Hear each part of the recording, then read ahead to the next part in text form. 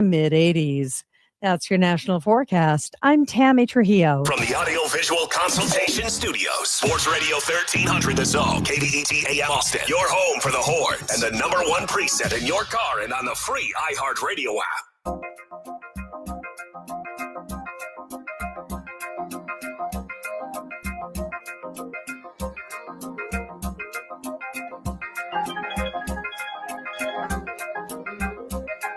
He's a Texas legend, a Hall of Fame broadcaster, the voice of the Texas Longhorns, and your host of the Craig Way Show. Here he is now, Craig Way.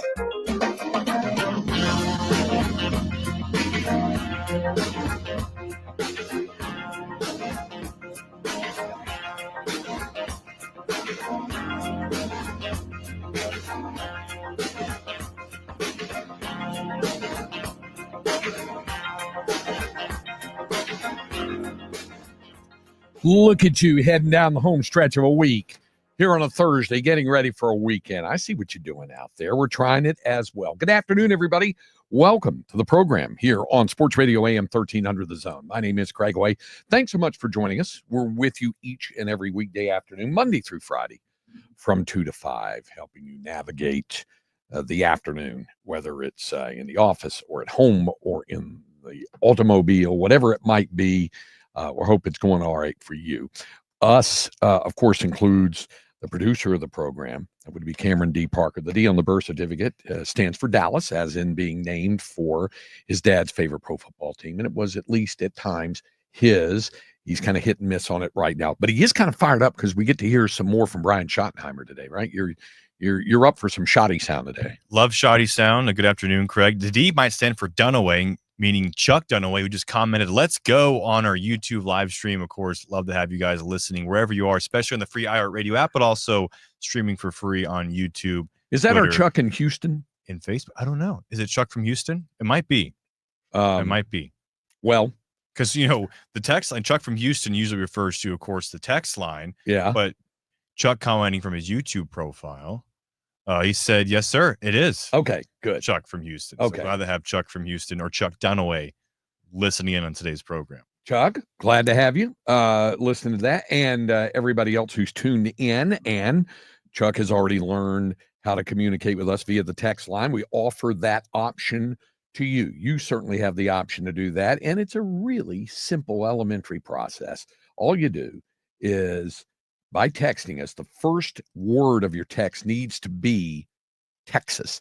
That's our coding system and it works. So you text the word Texas and then your question or comment to 81530. So text the word Texas followed by your question or comment to 81530.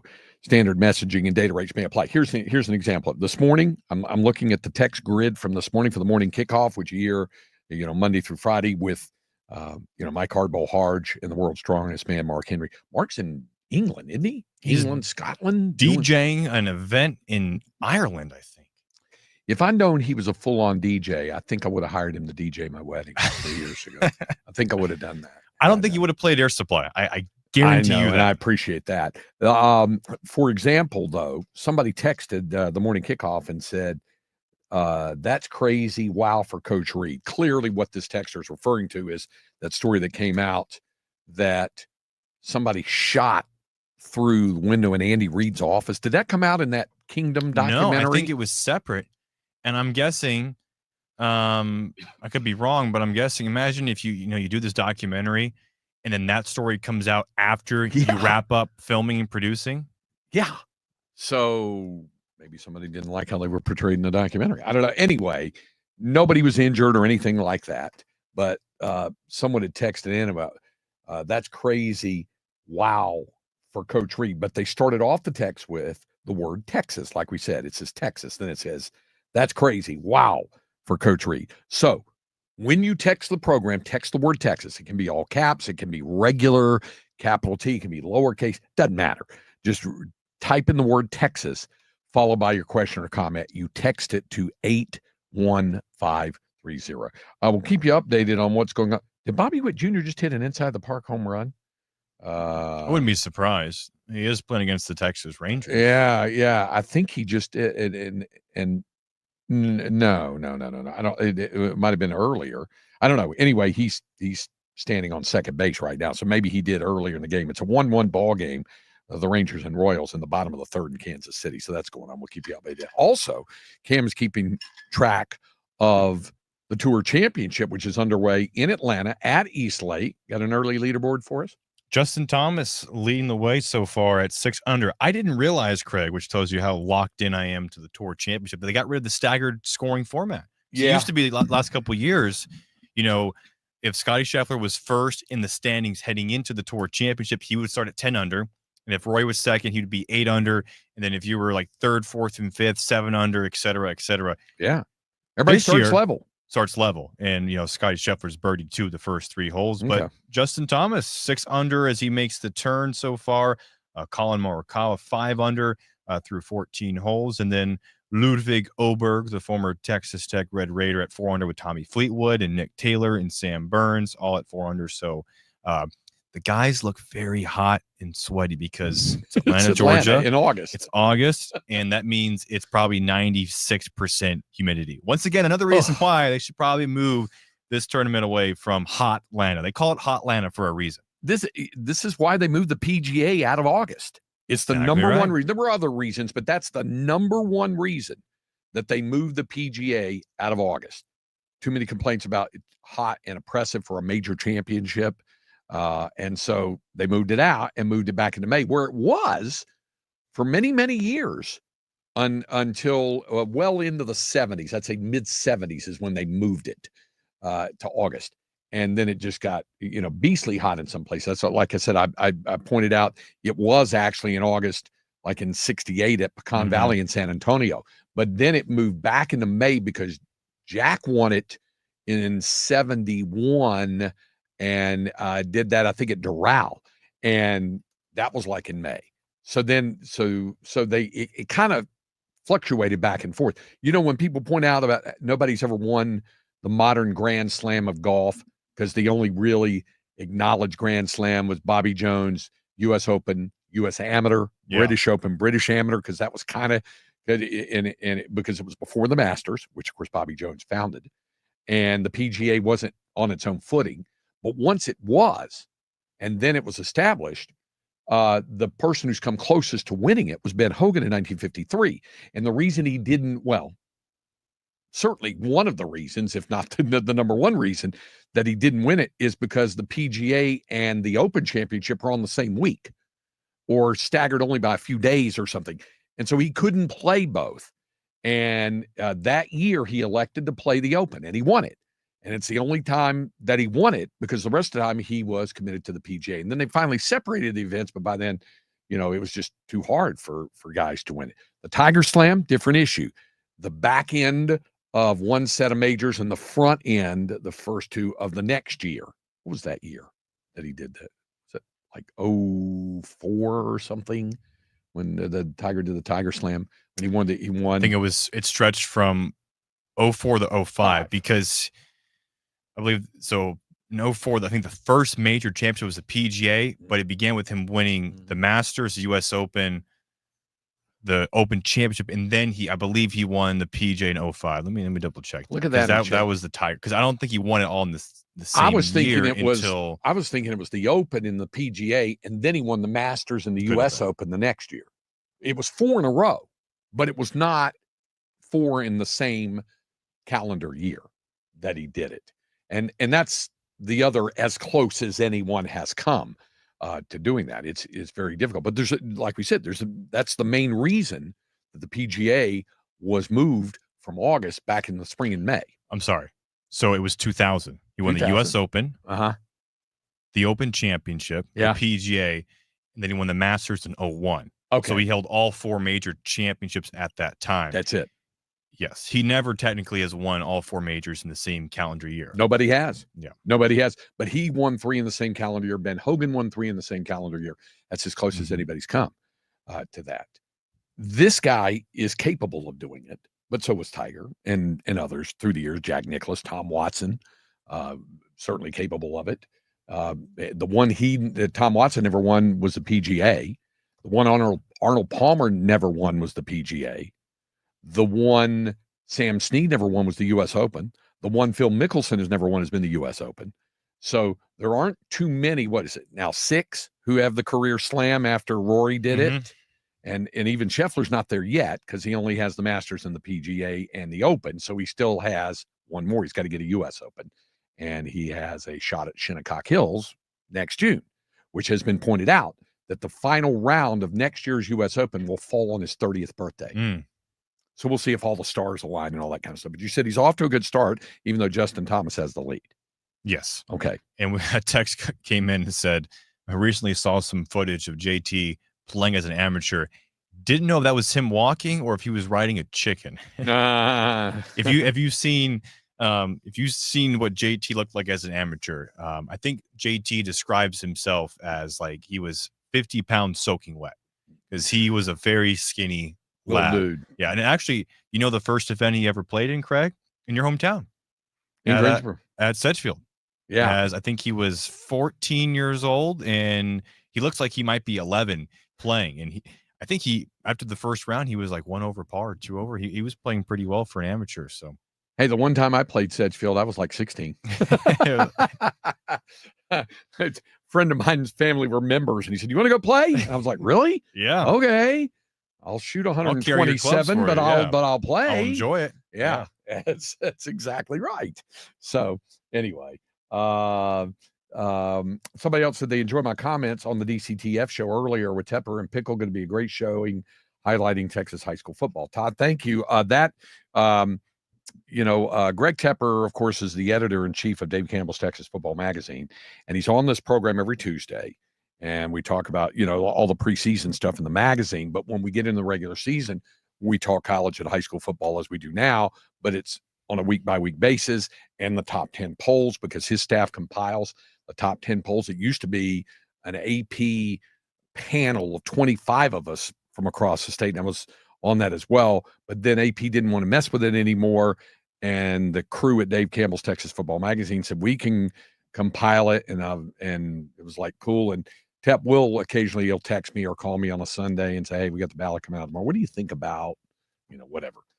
Refugio should be number 1 in 2A Division 1 or something like that, and we'll chat. And so occasionally he'll ask me to have a little input on that deal, which I don't mind, but we have input on each other's show. So he comes on here every Tuesday, and then on Thursdays they do a daily show. He and Ashley Pickle do a show, DCTF Today, Texas Football Today, online at texasfootball.com for Dave Campbell's Texas Football Magazine, and they like to refer to it as Thursdays because I go on with them on Thursday. It used to be Tuesdays, and then they decided they want to do it on Thursday. So every Thursday, it's a Thursday. Yeah, around 12:45 in the afternoon, I'm on with them, and we were talking.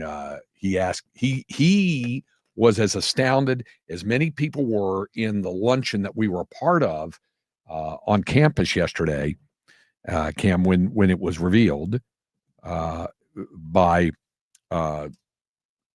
Drew Martin, the Senior Associate Athletic Director for External Services, because he said he was stunned to hear about it, that it was the first time ever that the University of Texas had been ranked number 1 in the preseason poll. Mm-hmm. I've run across more people who have just been absolutely just thunderstruck by that. Just couldn't believe that they'd never been a preseason number 1. Never been. Lots of programs have been a preseason number 1. Until this year, not Texas. They had never been a preseason number 1. And so Tepper, having me on a show, said he was also surprised by that. I said, all of us were, really. I said, the one year I pointed to more than any other that I thought they could have been a preseason number 1 was 1970, because they were just coming off winning the national championship in 69. They had the vast majority of their team back. They didn't have James Street back, but they had Eddie Phillips at quarterback.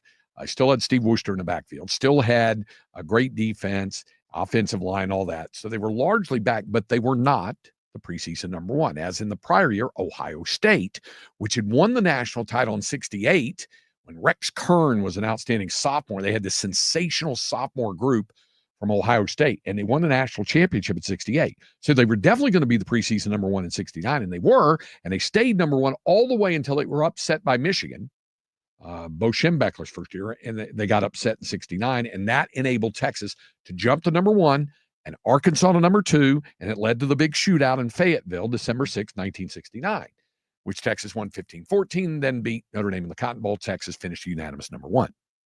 So I thought maybe the next year, 70, Texas would start the year at number 1. They did not. Again, Ohio State with now senior quarterback Rex Kern and all those other Buckeyes. They were number 1, but they got beat in the Rose Bowl by Jim Plunkett and Stanford. Texas, meanwhile, rolled through the rest of the regular season, destroyed Arkansas 42-7 in the regular season finale, ascended to number 1. They were crowned national champions in the coaches poll by United Press International, put it out instead of ESPN now. It's United UPI.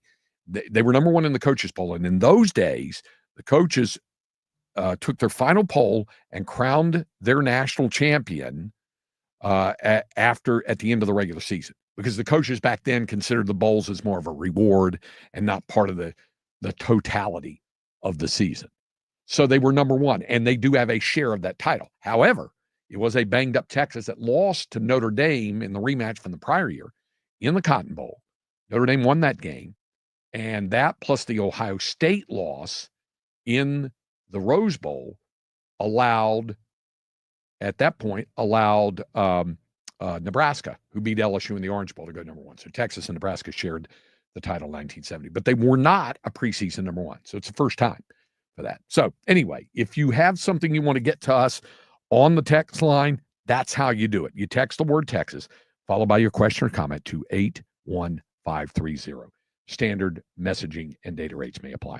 All right, up next, we're going to hear from Brian Schottenheimer. We'll update what's going on the baseball scoreboard as well when we continue on 13 Under the Zone.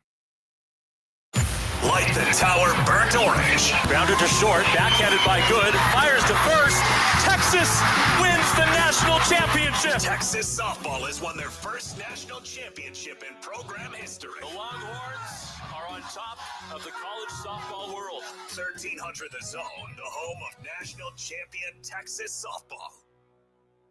Our iHeartRadio Music Festival, presented by Capital One, is back in Vegas. T-Mobile Arena. Streaming live only on Hulu. A weekend full of superstar performances. And keep listening for the next chance to win your way there. Escape to poolside paradise at MGM Resorts in Las Vegas. Sip on a refreshing cocktail. Lounge in a luxury cabana. Earn on nonstop fun with MGM Rewards. Book a sizzling summer escape today. Visit MGMRewards.com for details. My wife and I are shopping for a new car, and, it could be overwhelming, but it's really not for me. For us, you want to know why?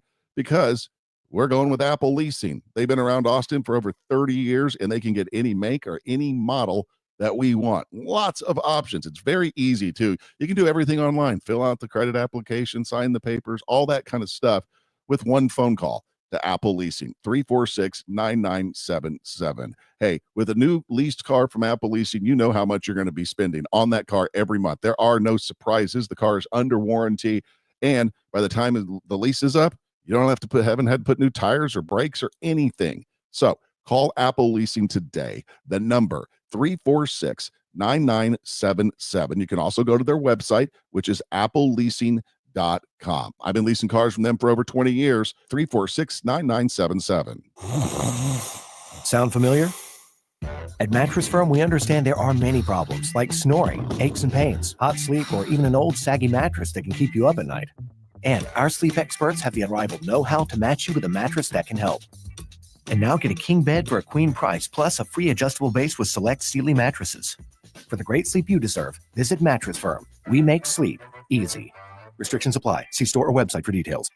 iHeart presents the Big Three Basketball Championship and 8th Annual All-Star Game. Miami 305's Michael Beasley and Lance Stevenson taking on Montrezl Harrell and Dr. J's Chicago Triplets for the title. Plus Dwight Howard, Greg Monroe, and more. CBS Sunday at 2 p.m. Eastern, 11 Pacific. Hey, Texas sports fans. Thomas J. Henry Law is thrilled to be part of UT Athletics action on and off season. Just like the athletes give it their all on the field, whether it's during practice or in the heat of the game, Thomas J. Henry Law and over 250 attorneys give it their all when it comes to helping you and your family get the justice you deserve. Whether it's on the court or in the courtroom, courtroom, dedication, strategy, and teamwork are crucial. For over 30 years, Thomas J. Henry Law has been committed to securing meaningful results for the injured people and their families. Visit tjhlaw.com or call 24/7 to get the help you need. In 20628. The HVAC buyback summer special is on again at Abacus. Save up to $10,000 off per system and/or get 0% financing for 60 months, plus a 15-year warranty. Call or book online at abacusplumbing.com.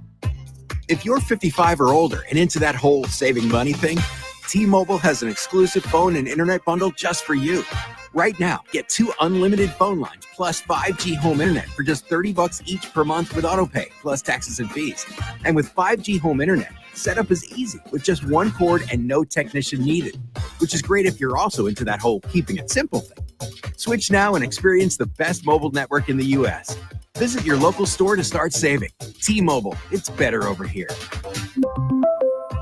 Based on analysis by Ookla of Speed Test Intelligence data Q4 2024 to Q1 2025. Ookla trademarks used under license. Unlimited on our network. Customers on voice plan may notice speeds lower than other customers and further reduction if using more than 50 gigs a month due to data prioritization. Video streams and SD on this plan. Home internet pricing after $20 and monthly bill credit plus $5 per line without autopay. Debit or bank account required. See 5G device coverage and access details at T-Mobile.com. iHeartRadio presents Stuff You Should Know. Caffeine can be really good for you and help a lot of things, and caffeine can be kind of bad for you. It's a drug, and in its pure form, Chuck, it is a bitter-tasting crystalline powder. Naturally, it's in the coffee bean and in chocolate and tea, but it's also added artificially in things like soda. Your body is enjoying the caffeine. It's blocking that adenosine. You're going to feel alert and awake. It's got that adrenaline going, and it's rewarding you with the dopamine. I mentioned the vicious cycle, the inevitable crash, right? Like any stimulant drug, and you want more of it. Eventually, it's going to affect your sleep patterns. All right, how about some health benefits? Right. They found everything from not develop Parkinson's disease to dropping your risk of various cancers. Well, coffee actually is shown to reduce your risk of diabetes. 4 cups a day, 50% less chance of mouth and throat cancer. You should eat more grapefruit because grapefruit contains something called narragin or narragin, and it actually slows the removal of caffeine from your brain. Okay. So you enjoy its effects longer. Nice. Yeah. For the entire caffeine episode and everything else in the Stuff You Should Know universe, open the free iHeart app, search Stuff, and listen now. Burnt Orange, Bebo, and Ball. Craig Way is talking it all. Now back to the Craig Way Show on 1300 The Zone.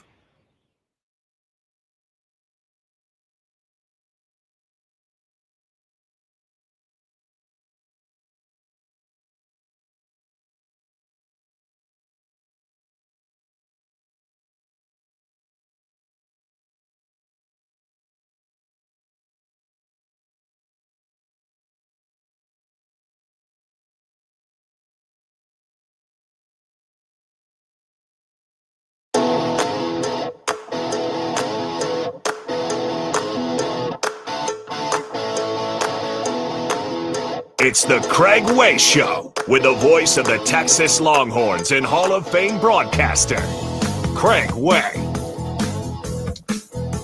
Updating the baseball scoreboard for you. They go to the bottom of the 4th in Kansas City. The Royals lead the Rangers 2-1 in that contest. And again, the Rangers given another opportunity. Could have made up ground yesterday with the Tigers finishing off the Astros. Couldn't do it.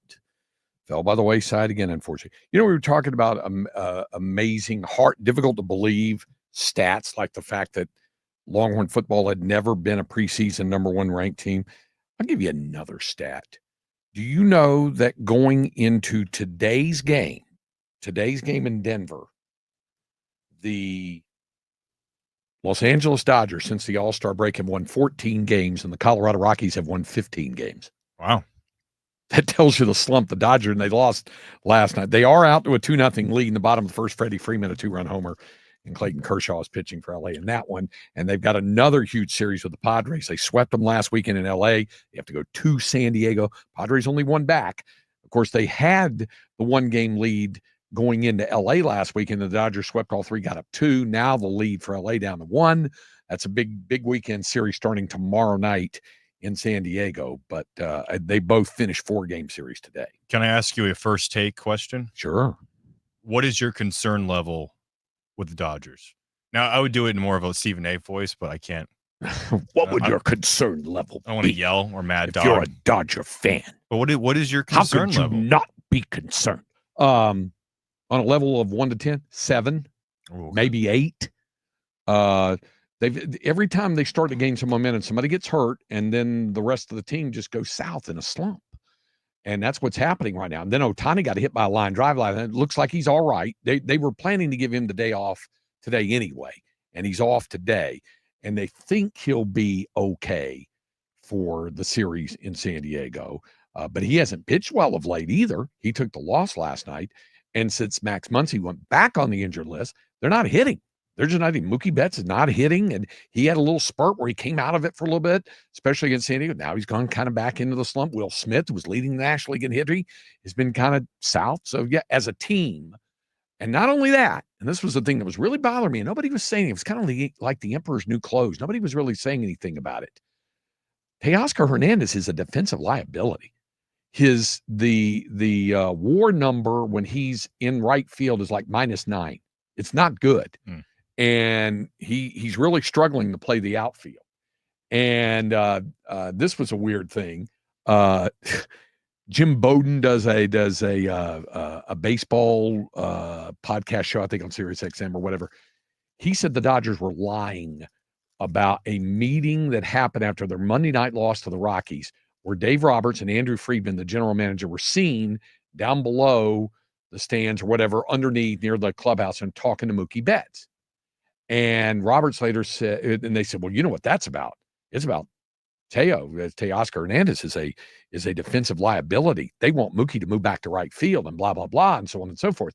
And Roberts said, that's not true. He said, we were talking about hitting and trying to get him more consistent again. And Jim Bowden just basically called him out and said they're lying. Said they're not being truthful about this. They have a right to keep it quiet, but no. The general manager's not down there to find that out. He's, so on and so forth. So he's basically calling them out for that. I would say this: it'd be difficult for Mookie to move back to right field right now because they're short in the infield. Max Muncy's injured. Tommy Edmonds injured. They've got another player.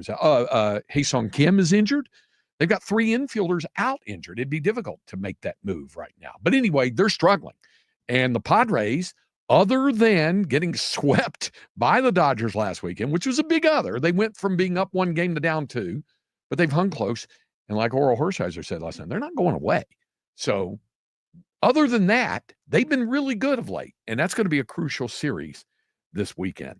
We'll talk about that. All right, let's talk about the Cowboys and Brian Schottenheimer, the head coach, and we'll get his thoughts on where the team is, also, the adjustments that they'll make this weekend, and yes, again, the elephant in the room situation about Micah Parsons. So here's some sound from Shotty. Calvin Watkins, Dallas Morning News. So did you get a lot of kicking ass in practice yesterday? Did I get a lot of what? A lot of butt kicking in practice yesterday? A lot of butt kicking? I don't know. I thought when you're the head coach, you always win. That's kind of the cool thing. But no, it was good. It was good work. I thought the guys did a much better job of staying up. I was pleased with that. We wanted to have a physical practice. And I thought we did it. And some really good clips today to show the guys to teach off of. How much does today's practice and Friday night can help some guys who are on the bubble or guys who are on the depth chart trying to move up? Yeah, it's huge. I mean, constant evaluation, as you know. I mean, there's position battles. There's guys posturing not for just making the team, but for starting jobs or backup jobs, reserves, things like that. I think the special teams is always going to be something fun to watch.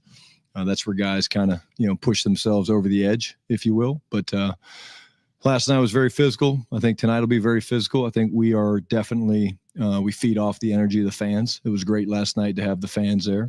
And our guys definitely enjoyed being out there and having the noise and the support and all that stuff. Clarence Hill, DLLS Cowboys. You talked the other day about if you had good practices, some guys may not play, might not need to see them.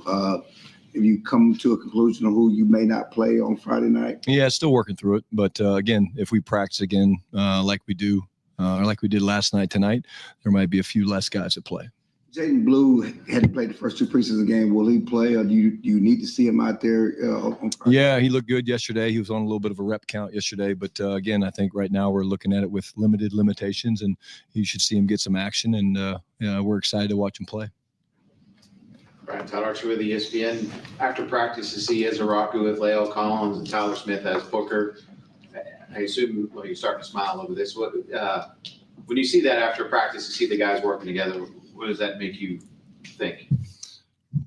Brotherhood, respect, understanding that it's going to take all of us, and that, I love when the young guys, I'm going to talk about Tyler Smith, who was a young guy, still kind of a young guy, but now he's leaning into rookie. And Lyle has been amazing. He's putting his wisdom into guys. And what I love about that, again, you guys know me, I'm a little bit schmaltzy when it comes to this stuff, but like we got the legends back today, and I think there's something like 35 legends going to be here today, some Hall of Famers. I hope those guys are leaning into some of our players. And it gets you excited. It warms your heart. But again, there is an understanding from the team that, it's going to take everybody. And so to see those guys take time and invest in those other players to make them better, which coincidentally makes the team better, I think is what you want as a head coach. What's your philosophy with captains? Do you have season-long guys, week to week? How are you? Yeah, the way we're going to do it, Todd, we're going to finalize it probably after final cuts. Is I'm more of you have seasonal guys, and then every game there'll be a captain as well, someone that's deserving, that's been, being a great teammate, performing well. But I do believe that you need to have captains throughout the season. Why is that? I just think that, again, that's the core of your leadership of your team. It's going to be voted on by the players. It's not going to be voted on by the coaches. They know who they want, speaking and representing them. And there's a lot of different ways to do it. And that's just where I feel it means something to me to have the C on your chest. If you've been voted that by your teammates, it's I think it's pretty cool to be recognized to say, hey, I was a captain in 2025 of the Dallas Cowboys. I mean, that's pretty cool. I'm sure with The Athletic, if a younger player came up to you and asked you, Coach, what do I need to do in a preseason game? What are you looking for in the preseason games for me to have a chance to make this team? What would you tell them? Well, it depends on the position, John. I mean, very, very different. The big thing you hear me say all the time is consistency. Can you take the things that we're doing in the meeting room to the practice field, and then from the practice field to the game field? I think that's really, really important. The other thing I would say, and they all attempt to do it, and you guys have been talking about cut downs for about 4 weeks, so I don't think you guys help, but don't read the numbers, man. Like, why would you read the numbers? Like, this is a physical game, and don't get caught up in that. Well, hey, they might only keep 5 or 6 receivers and I'm the 7th guy right now. Like, why would you do that? Like, we haven't made any decisions yet. We haven't named any starters, and so just go play the game that you love to play. And if you play well and you do things consistently and you make plays and you show up on film, I think that you've done everything you can do to make this football team. Nick Harris, 4-Star Telegram. Any injury updates on your 2 tight ends? Brevin Spann-Ford, and we saw Schoonmaker come off yesterday. Yeah, Brev's doing better. Again, no timetable for his return. He's doing great, working his butt off. And Scooney got dinged a little bit, got a little concussion. I don't think it's anything significant, but he's in the protocol. Back in 2023, Mike McCarthy had mentioned that Hunter Lipke's last preseason game put him on the roster. Is there any other guys you can think of during your time here who have done that?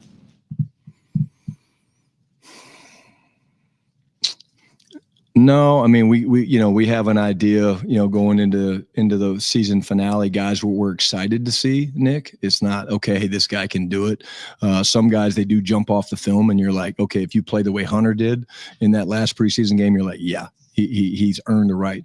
Again, the bottom line is you want to earn a right. Like, none of these spots are going to be given. We're not giving a spot to a player because of this or that. They have to be earned. And I believe that that's the way it should be.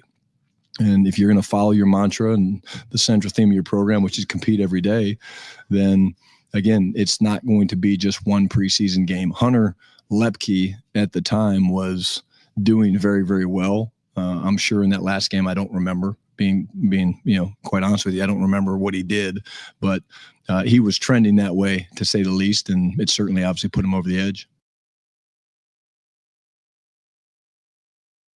Okay, so there's some sound from Brian Schottenheimer, the head coach. You heard him talking about what they're going to do with Jaden Blue, some limited work, but excited to see him go. He had a really good practice yesterday, so we'll see. Of course, the Cowboys finish the preseason tomorrow night.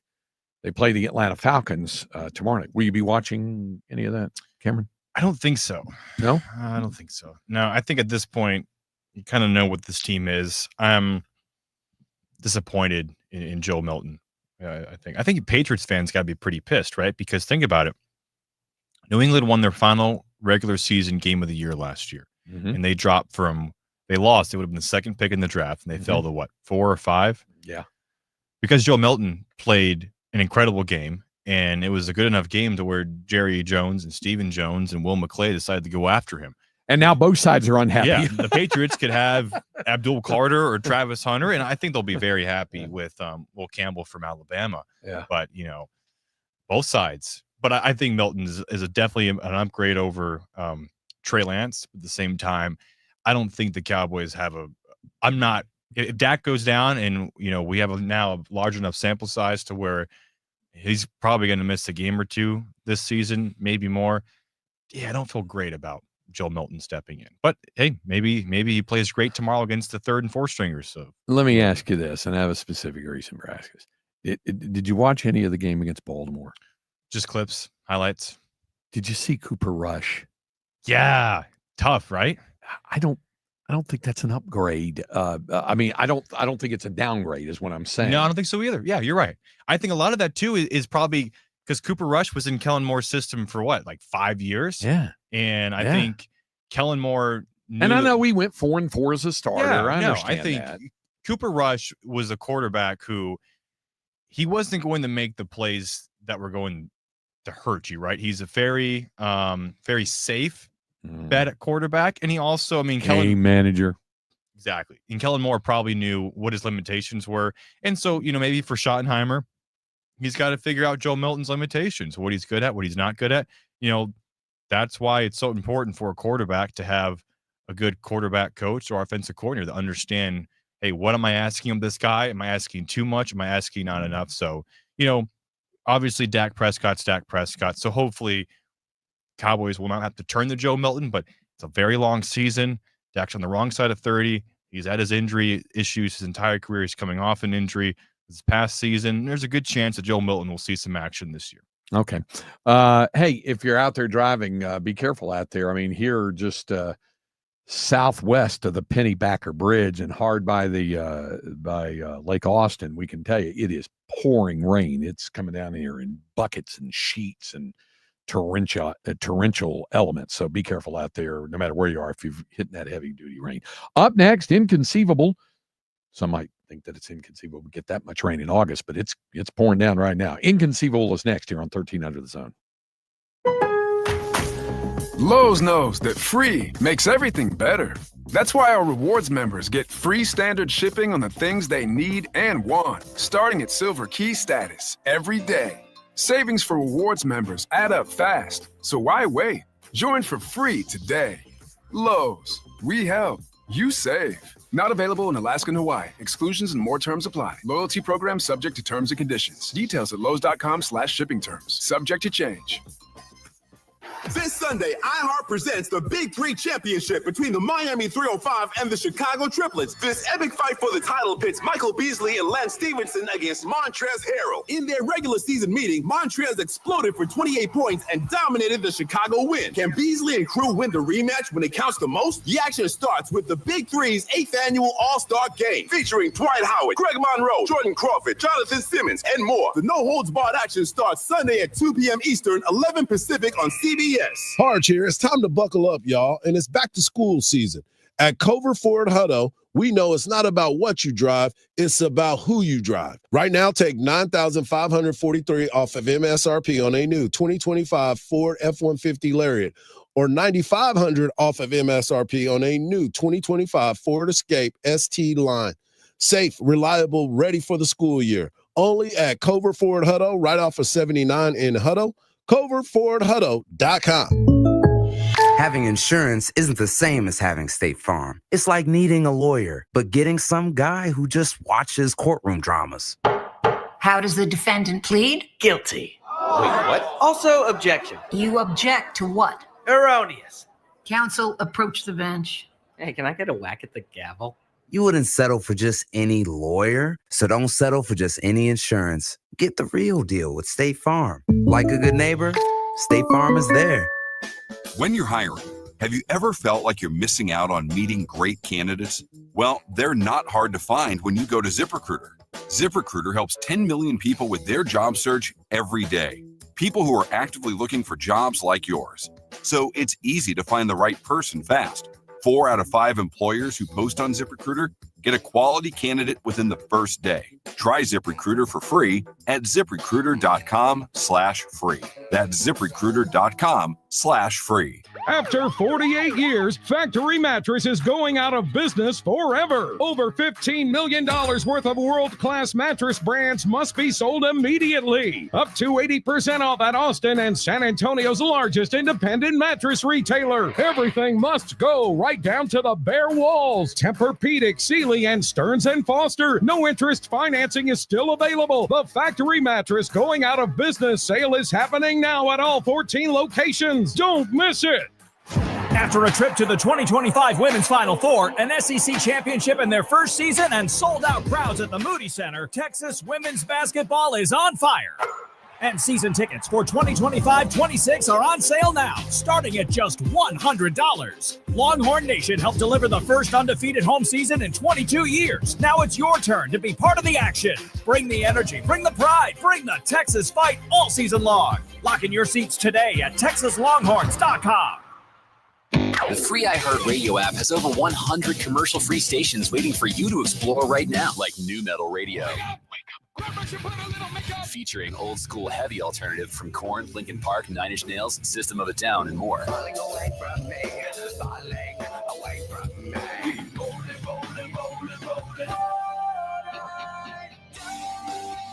Just open the free iHeartRadio app, search in New Metal Radio, and make it your next preset. iHeartRadio Did You Know? Presented by iHeartRadio. You know, what you're listening to right now. Did you know that iHeartRadio makes it incredibly easy to always be up to date on your favorite podcast? When you find a favorite, make sure to tap that follow button. Yep, just like on Instagram. So if you figured that out, you got this. Hit that follow and you'll get notifications as soon as new episodes drop. Your followed podcasts are collected in your library for instant access, and we'll download the latest episodes right to your phone so you don't have to stream them, and you can listen offline without the internet. And you get all this for the low, low price of free. Yep. If you're looking for that great podcast experience, you don't need another app.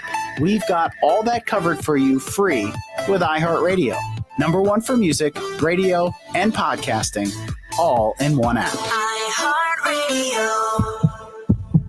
Sports Radio 1300 The Zone, your home for the Horns. Inconceivable! You keep using the horn. I don't think it means what you think it means. As I said, it might seem inconceivable to some to see pouring just in buckets right now, rain, dead level in the month of August here. But hey, we'll take it, obviously, right? To the more regular of the inconceivable file, starting with the fast food, junk food update. This one, I don't know that it necessarily falls into either fast food or junk food, but being a native of North Carolina, were you a fan of Cracker Barrel? Like Cracker Barrel? You know, it's funny you bring this up. Really? Because I know where you're going with this. I saw the news. You know, I think most of my trips to Cracker Barrel were actually when I would come back and visit, and we would go to the one off the I-35 frontage road in Round Rock, Texas. Okay. Probably been there maybe 2 or 3 times. Didn't go Usually there with my too much, grandparents. Didn't do much in the South then when you were growing up there. You know, I think there was one in the Charlotte area. I think it was off of Sanford Road, exit 25. I don't think there was a Bob Evans that we used to go to. Yeah. I ate at Bob Evans when I was on vacation in Myrtle Beach. Great mashed potatoes and butter. But yeah, a few times. Are you a big Cracker Barrel fan? No, not anymore. And especially, you know, Linda and I went during for breakfast. I think it was the day of the Cotton Bowl last year. There was one near the team hotel and it was awful. But I haven't heard good things about it lately. Yeah, they've been trying to give it. And here's the thing that's kind of funny though, what it takes for people to become disenchanted with Cracker Barrel. Cracker Barrel stock tanks after unveiling a controversial logo change. So their logo has always been like the dude sitting by the big Cracker Barrel, and it says Cracker Barrel Old Country Store. Well, now they've gone to that. Just look at that logo. I mean, somebody tweeted say, Wow. I wonder how many millions some dude was paid for that. That it just looks pretty plain. So a lot of people are really unhappy with that. And so their stock has been tanking because of a logo change. Their stock's been tanking because their food has been below average. Yeah.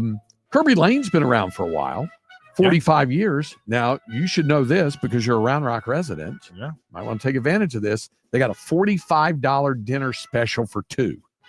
So you and a buddy or you and a date or you and your pops could go over there to the one there. Dinner for two, $45, 3-course meal, including a starter, 2 entrees, special dessert, available for dine-in customers after 4 o'clock. Any interest? I like Kirby. Don't tell me you don't like Kirby. I like Lane. Kirby's queso. Okay. And that's about it. It's funny that you bring that up. Roger Wallace can tell you this. Over at KXCN, they used to have a feature. I really enjoyed it a lot. They haven't had it in a few years. They used to have a feature called Food for Thought, where they would go around and go into the different restaurants and see where there were rat droppings or food stored at unsafe temperatures and stuff like that. The Kirby Lane on South Lamar, which is I think the most famous location. Okay, that's the newer one now. Okay. The one that used to be in the old location got written up. Actually, no, it was the one on the drag near campus. That got written up. That got written up for having 11-day-old queso. And so it was that was consumed a couple times. Of course, that's not there anymore. So that's all right.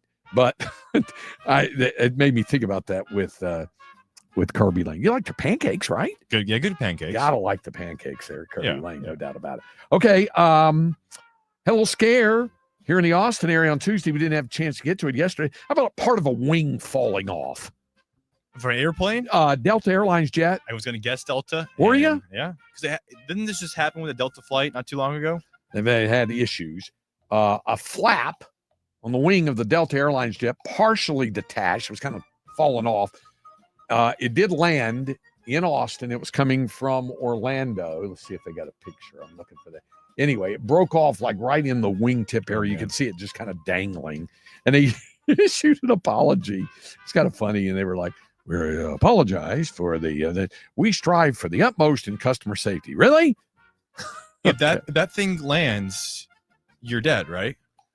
If it fell off, there'd be a problem. Yeah, there'd be a problem. I flew Aeromexico, which is owned, I believe, by Delta Airlines. How was that flight? It was fine. I'm used to Southwest where you can pick your seats, which is going away unless you're a rapid priority business gold, platinum, diamond member. Yeah, right. So, getting stuck in the middle seat, I'm not the biggest guy in the world, but also I'm not the smallest guy in the world. So middle seat's not a lot of fun. Meanwhile, Delta and United are both being sued for selling window seats without windows. Ooh. They're being sued, class action lawsuit, suits filed separately against the U.S. carrier, seeking millions of dollars in damages for more than 1 million customers of each airlines. They're being sued by passengers who claim they were charged extra for a window seat, but found themselves sitting next to a blank wall. United declined to comment. Delta has not responded yet. So this lawsuit is seeking refunds of extra fees for passengers who said they paid for window seats and got windowless ones instead. The complaint said some Boeing and Airbus passenger planes had seats that do not have windows because of the positioning of the air conditioning ducts, as well as wiring or other components. The seats are not flagged by Delta and United during the booking process, according to the court documents. The lawsuits say people buy window seats for various reasons, including addressing a fear of flying and motion sickness, keeping children occupied, or for the view. And some passengers say they would not have chosen those seats or certainly wouldn't have paid more for them if they had known they did not have windows on that.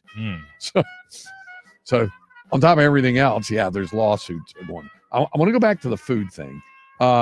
When you ate lunch at school, did you take your lunch or did you eat in the cafeteria? A little bit of both. Okay. A little bit of both. Okay.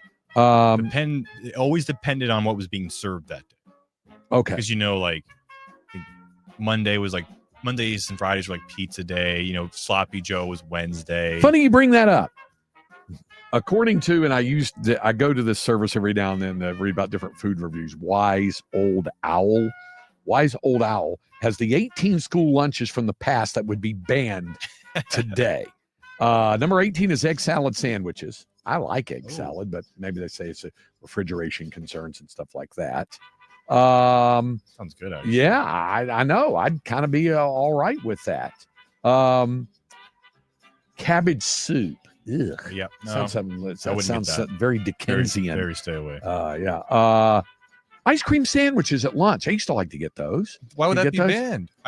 When I was in high school, they were still being served. Yeah, sugar issues, they say. Now, there always were like the sugar-free, fat-free, because they used to have the Bluebell Yeah. bars. Yeah. They would be like the sugar-free ones variety. or whatever. How you feel about corn dog nuggets? Ooh. Yeah, the corn dog nuggets. Yeah, those are ones. Cheese stuffed celery with raisins. Remember the ants on a log thing? Yeah. Okay. Tang in a plastic cup, the little plastic cup. What is Tang, soda? That's that powdered orange juice. The orange juice the astronauts drank. The orange. The orange powder. You just spoon it into the water and drink it that way. That's what the astronauts used to drink. They used to talk about there. Whole milk cartons, little cartons of milk. Today they're required to serve only low-fat or fat-free milk. No whole milk. You don't get that anymore. Buttered white bread slices. You can probably figure that one out. Salisbury steak with gravy. That was always love that. That was one of the meals throughout the week at my schools. Yeah, they said the dreaded Salisbury steak. I liked it. Chocolate pudding with the skin part on the top. I didn't like the skin part. I like the chocolate pudding though. Fish sticks, tartar sauce. Hey, Linda and I call that 1965 dinner. We had it like last week one day. We had the fish sticks and then mixed vegetables with the green peas, the corn, and the carrots, and mac and cheese. We call that 1965 dinner. Jell-O with whipped topping, canned fruit cocktail and heavy syrup, pizza, processed cheese, the big old square slices of pizza. We used to always get those. Sloppy Joes, especially on white bread buns, fried bologna sandwiches, which I've always liked, mystery meatloaf. Yeah, did that. And finally, thank God I never had this. I love peanut butter, but I wouldn't eat a peanut butter and mayo sandwich. Oh, disgusting. Who would eat that? All right, we'll be back to wrap up hour number 1 on 13 Under the Zone. It's the morning kickoff. I cannot believe that you and I are seeing things exactly the same. That's a miracle. With Mike Hardball Harge. Why do you keep moving closer to me, man? And the world's strongest man, Mark Henry. Man, that's a lot of man. Like, let them guys. I'm going to punch you before this show is over. Weekdays at 7 on 1300 The Zone. It's time to warm up that scoreboard and get ready to bring home the win with Specs. Specs has you covered with lower prices on all your favorite fan fuel. From craft beer, rare spirits, and world-class wine to chips, dips, and gourmet finer foods. And with same-day delivery when you order online or through the app, Specs is your MVP for the biggest score of the game. At Specs, the fun starts here. Here's to you, cheers to savings. This Sunday, iHeart presents the Big Three Championship between the Miami 305 and the Chicago Triplets. This epic fight for the title pits Michael Beasley and Lance Stevenson against Montrezl Harrell. In their regular season meeting, Montrezl exploded for 28 points and dominated the Chicago win. Can Beasley and crew win the rematch when it counts the most? The action starts with the Big Three's 8th annual All-Star Game, featuring Dwight Howard, Greg Monroe, Jordan Crawford, Jonathan Simmons, and more. The no-holds-barred action starts Sunday at 2 p.m. Eastern, 11 Pacific on CBS.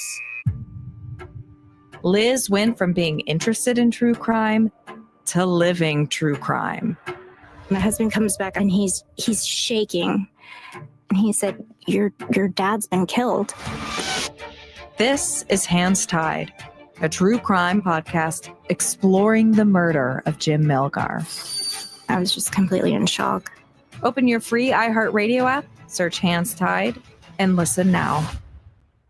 Hey there, local business owner. Ready to make some more money? Whether you own an auto shop or a dinner spot, Valpak Direct Marketing can help you do just that. All bells and whistles are included. So you advertise when and where it counts to reach new customers that spend more. Measurable results, proven reach, zero guesswork. That's Valpak. Visit valpak.com/advertise to see if you qualify for a free mailing. That's VALPAK.com/advertise. Let's grow.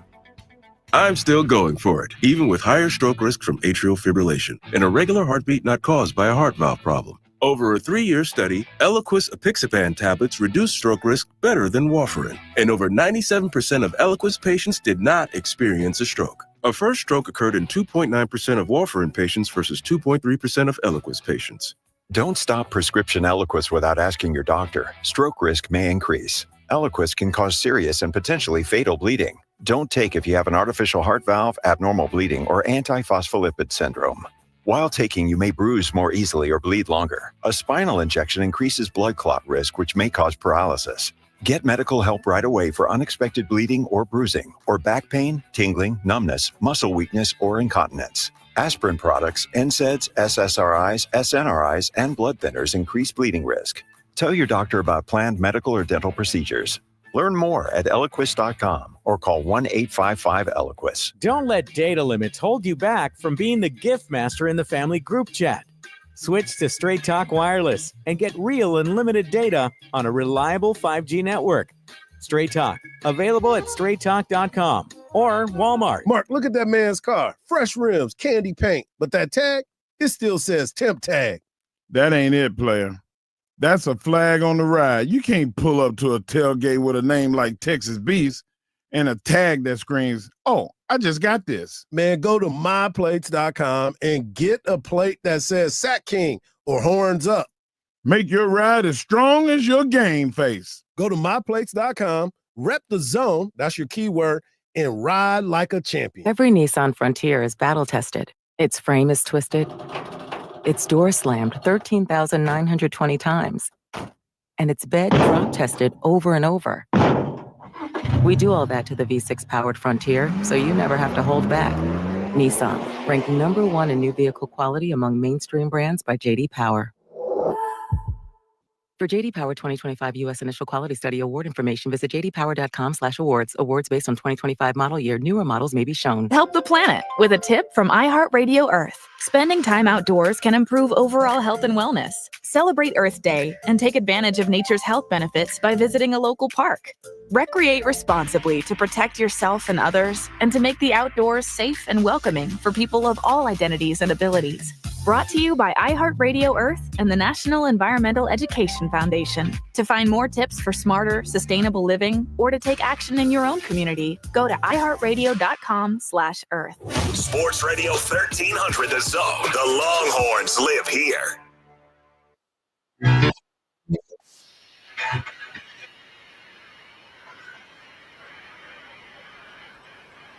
Okay. Vinny Pasquantino struck again, another home run against Ranger pitching. Although the Rangers made a nice turnaround, they were down in the game. So it's a 5-4 ball game right now. The Royals and Rangers facing batting in the bottom of the inning. So on that. The other game going on, Dodgers up 4-1 on the Rockies. That game at the bottom half of the third inning. Coming up here in the second hour, some interesting college football conversation we'll get to. And, yes, we'll hear more from the head coach of the Dallas Cowboys, Brian John. We'll do that. And more to your questions as well. So stay with us. Hour number 2 of 3 coming on a rainy Thursday afternoon here in the greater Austin area. Hour 2 coming up right here on 1300 The Zone.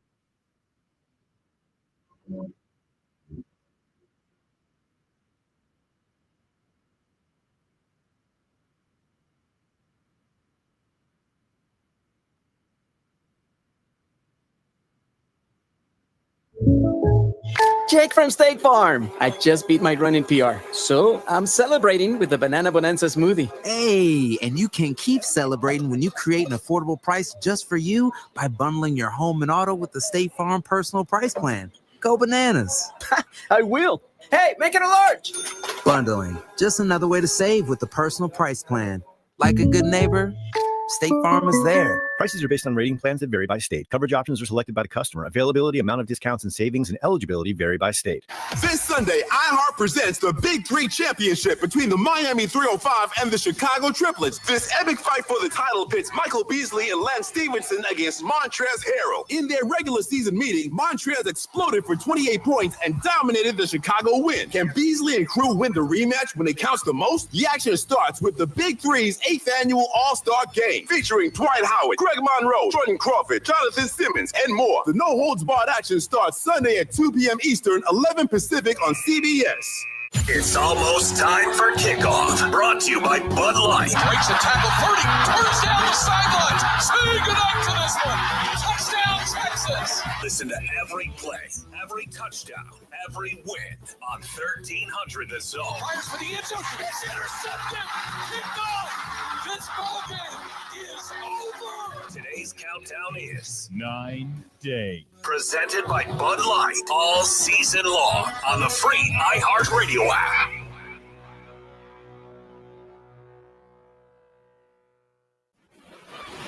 If you could hear Old Spice Fiji Antiperspirant, what would it sound like? First, you'd start with Fiji Antiperspirant's amazing scent of palm trees. Add pure notes of fresh coconut and layer on 24/7 odor and sweat protection. You won't hear any dyes or parabens because with Fiji, you won't have any. So while your regular antiperspirant sounds like this, Old Spice Fiji sounds like this. Sounds like it smells amazing. When you're hiring, have you ever felt like you're missing out on meeting great candidates? Well, they're not hard to find when you go to ZipRecruiter. ZipRecruiter helps 10 million people with their job search every day. People who are actively looking for jobs like yours. So it's easy to find the right person fast. 4 out of 5 employers who post on ZipRecruiter get a quality candidate within the first day. Try ZipRecruiter for free at ZipRecruiter.com/free. That's ZipRecruiter.com/free. Run a business and not thinking about podcasting? Think again. More Americans listen to podcasts than ad-supported streaming music from Spotify and Pandora. And as the #1 podcaster, iHeart's twice as large as the next two combined. So whatever your customers are into, true crime, sports, comedy, culture, they'll hear your message. Plus, only iHeart can extend your message to audiences across broadcast radio. And all this reach means everything. Just think about the universal marketing formula. The number of consumers who hear your message times the response rate equals the results. Now let's get those results growing for you. Think podcasting can help your business? Think iHeart. Streaming, radio, and podcasting. Let us show you at iHeartAdvertising.com. That's iHeartAdvertising.com. Or call 844-844-iHeart. One more time, call 844-844-iHeart and get podcasting working for you. With the iHeartRadio app, your favorite radio station fits right in your pocket. Live shows, news, sports, exclusive music channels, and voices that don't just go viral. They're the voices of your local community. Join the millions who already have it. iHeartRadio, the #1 app for radio. Portions of the following program were pre-recorded. From the Audio-Visual Consultation Studios, Sports Radio 1300 The Zone, KDET AM Austin, your home for the Horns, and the #1 preset in your car and on the free iHeartRadio app.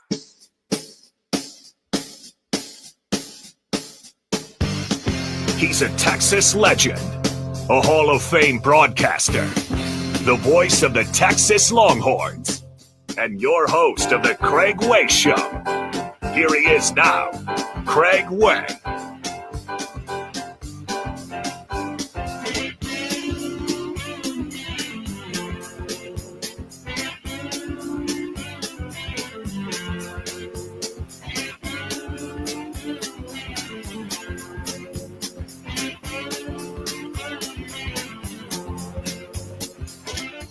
Second hour of the program here on 1300 The Zone. Craig Way alongside the producer, Cameron Parker. Glad to have you with us on a Thursday afternoon. Let's get you caught up on a couple of things. As I mentioned, Rangers wrapping up the series with the Royals. Kansas City still leading 5-4. Texas batting with 2 outs in the top of the 6th inning there at Kauffman Stadium. You ever seen a ball game there? I have not. No, I have not. Have you gone up when Gino was working the Royals? Yes, I did go one time when he was with the Royals. I was up there and this takes back a fell years, Big 12 football media days. Oh, okay. And went out for a game against the White Sox. I'll tell you, that ballpark to have been built and opened in 1973, the remodeling that they did on it when they went from artificial turf to natural grass and what they did with the fences while leaving the fountains intact and all this. It was really nice. It's to be a remastered big league ballpark. It's very nice. It's a nice ballpark. We live in this, day and age, Craig, where it feels like every 6 years a city's getting a brand new, sports stadium. Kansas City has done a good job both with Kauffman and Arrowhead. Instead of just like, hey, we're going to tear it down and build a new one, they just add to it, And they're right across the parking lot from one another. Kind of similar with DKR. Like, I don't think DKR will ever be torn down and build a new one. They're just going to keep adding to it, right? And there's also lack of real estate space in Austin, Texas, and Kansas City is a fantastic city. But there's something to be said about Kansas City able to, renovate their stadiums versus just demanding a brand new stadium every 20 years. Right. Now, these stadiums are 50 years old now. Yeah. I know there were discussions about a downtown ballpark there near the Power and Light District, near where the arena is, where the T-Mobile Center is, and it's all nice down there. But they said it would cause all kinds of issues and problems if they did that down there. So we'll see how it ultimately turns out there. But it's 5-4 in that contest, and that's with 2 outs and 6. Los Angeles leading at Colorado 5-1. That is in the bottom of the third inning there at Coors Field. Tour Championship leaderboard update. Justin Thomas, Still 7 on top. under through 14. Your clubhouse leader right now is Colin Morikawa. He shot a 64. Had a chance to equalize JT's 7 under score on the par 5 18th. Didn't go his way. Bad drive off the tee with a fairway medal. But JT at 7 under. Morikawa, big shot. Bob McIntyre at 6 under par. Then Scotty Scheffler at 3 under. He's just making the turn. And then Rory McIlroy also at 3 under when Eagle birdie.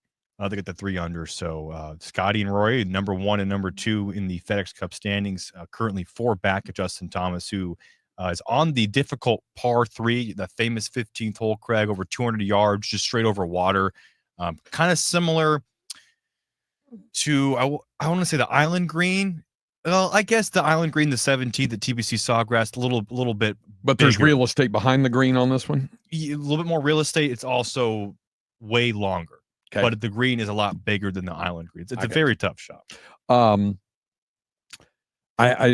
We talked about this yesterday, and it's worth repeating, I think, is the deal. Well, actually, it was on Tuesday we were discussing this. The business of Scotty's place this season, Scheffler's place at the end of the year, regardless of what happens in Atlanta this weekend. Now, Scheffler was asked yesterday in the press conference about all this, how you feel about not having the staggered start, where you have the lead. And of course, he won the Tour Championship last year, despite not playing the best over the 4 days because he had the staggered lead. And his line yesterday was something like, well, I guess I can't go sandbagging, that sort of thing. He talked about that and handled it pretty well. He said he actually likes this better, that they start on level footing on all this kind of thing. And I get it. I would just say my problem is with the way some have labeled this, that if they win this deal, they're the FedEx Cup champion, which supposedly means they're the best golfer in the world. That's ridiculous. It should be treated as an elevated championship, just this spot shy of a major, kind of like the Players' Championship, something like that. I'm okay with that. But it shouldn't be the be-all, end-all to the deal. I mean, we know who the number 1 golfer in the world is. He's won 5 tournaments, including 2 majors. You're going to tell me that if Justin Thomas has a big weekend this weekend and wins it, he's the best golfer in the world? No, he's not. He's won 1 event this year, hasn't he, JT? 1 event, yes. Yeah, he's won 1. And I like him. Yeah. and if he wins it, that's fine. Rory's had a good year. He's won a major. He finally completed the career slam, but his year wasn't as good as Scheffler's. So he shouldn't be lauded as the best golfer in the world if you win the FedEx Cup. That's all I'm saying. Let me ask you your input on this. So Jamie Kennedy, I think is with Sky Sports, had an idea for, reimagining Tour Championship. Mm-hmm. The golf tournament that used to be played here in Austin, Texas, the WGC Dell Technologies Match Play, no longer exists. There is no longer the WGC event. There's also no longer a match play event. But you can't play it here in August, no matter even if it's It's true. You don't play. First of all, the second round will be wiped out today. They're raining. No, I wouldn't say play it here in Austin, Texas, unfortunately. But what if the final event of the season, Craig, you do, and this is Jamie Kennedy's idea, 24 golfers. Okay. The top 8 golfers get a first round bye, and it's all match play format all the way through the championship. I would like that better than this. I think so too. Yeah. Now, of course, again, you could see Scotty Scheffler. He could lose, in the first round to, throw in, let's say, Patrick Cantlay. But at the same time, Patrick Cantlay could go out and still win this week. So it won't be a perfect fix. But I do think because there is no match play left in the PGA Tour, there's match play, of course, in the Ryder Cup. Mm-hmm. But that's all we really have in terms of match play. Why not bring it back and use it for the final tour event and just see how it goes? I wouldn't have a problem with this. Here's where I stand on this. As long as professional golf, and I'm not talking about live. Oh, by the way, Cam, I did want to let you know. Live story. You're still getting the press releases? I'm getting the press releases. So just wanted to let you know, where Live Golf is this week? Chicago? They've been there. Miami? No, but it's closer to Chicago. They're in Michigan. Oh, okay. So yeah, they're in Michigan this week for Live Golf. Just wanted to let you know that. Live Michigan. Okay. That sounds like a PR campaign by the state. Yeah. Let's see. They're at a course called the Cardinal at St. John's in Plymouth, Michigan. Okay, so there it is.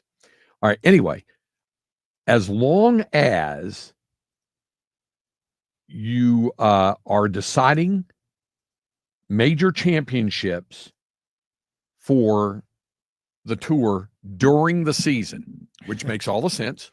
Yeah. Masters in April, PGA in May, U.S. Open in June, Open Championship July. As long as you're doing that, you cannot have it be an NFL or Major League Baseball or NBA or NHL style playoff format, because you're already deciding your major champions during the year. Because then it would devalue, or would attempt to devalue, those major champions by going, those are all great, those are major champions. But this is the deal where you're the champion golfer of the year. No, it's not. Not if you've played your major championships earlier in the year. So what, you either pick this event as a standalone event. You can call it the Tour Championship if you want, just like you have the Players Championship, but it's not as big as a major. Shouldn't have it like that. And I like, if you are going to mess with it that much, the idea that you talked about there made more sense, to have it as match play, have a bye, have those who have posted. What you've done during the year has to stand for something. Yeah. Now, I know there are people who gripe about baseball playoffs and say it's watering down. No, it's not. The teams that win the division still get buys, the top 2 seeds. They still have a chance. Sometimes it's a detriment when you have those buys. It has banged up some teams that got buys, like the Dodgers or the Astros. Some teams that have gotten the Phillies, teams that have gotten first round buys have wound up, on the short end of things afterwards. But you got to have your team ready to play. At that point, it's on the ball club. So you can't have a playoff style format if you've already decided your major champions during the year. That's my take. That's just how I feel about it. On the text line, we had somebody about our man Bevo Lance Jason. He's talking about the change at Cracker Barrel. Like we said, it's a really plain, all it says is Cracker Barrel, still in whatever, black and yellow. And there's no artist design or anything like that. And he said, I don't care about the logo change. I'm more upset about the menu change. Sometimes their warm ambiance could be crossing in the category of dusty and dirty. You know what? My wife says the same thing. She said, it used to be kitschy and really cool. Now you go in there, it's just kind of a little shabby and run down looking. He said, why is the change? Who else compared to down-home comfort food cooking? It's a great point. About the story about the Delta and United Airlines being sued for selling window seats without windows. Somebody said, window seats without windows? That must be breezy as hell. And then somebody else on the Cracker Barrel. Last time I went to Cracker Barrel after a 45-minute wait, I could have practiced slap shots in the back alley with the biscuits. So there you are. And we're going to hear more from Brian Schottenheimer coming up here momentarily. But Chuck in Houston says, hey, Joe Milton is not good at all. He's echoing what you were saying, Cam. He said, and by the way, if Dak goes down, it's all over with the crying anyway, as has been proven over the past few years. I mean, whether NFL teams outside of the Philadelphia Eagles in 16, 17, 18 can go and win the Super Bowl when their number one quarterback goes down. Yeah. It's very few and it does not happen often. It does not happen often. But hey, put it this way. As a Rams fan, if Matthew Stafford is unable to play due to this back thing and they act like it's not a big deal, they're downplaying it, the more they protest loudly, the more concerned I get. But if he's unable to play, you think I'm putting my faith in Jimmy G? Stetson Bennett, I'd probably feel better about it. He's looked pretty good in the preseason, actually. Jimmy G, really? Yeah. All right, so we'll see. Time to tank for Arch? Tank for Arch. And then which gets into that whole deal about whether Arch is going to come back after this sophomore year or not. He's like, I'm not even thinking about that stuff, which is good. All right, up next, we'll hear more from Brian Schottenheimer. Shoddy sound coming up when we continue on 13 Under the Zone. Text Texas, followed by your message to 81530 to chat along with your favorite sports radio, AM 1300, The Zone hosts. That's Texas, followed by your message to 81530. Standard data and message rates may apply. It's time to warm up that scoreboard and get ready to bring home the win with Specs. Specs has you covered with lower prices on all your favorite fan fuel. From craft beer, rare spirits, and world-class wine to chips, dips, and gourmet finer foods. And with same-day delivery when you order online or through the app, Specs is your MVP for the biggest score of the game. At Specs, the fun starts here. Here's to you, cheers to savings.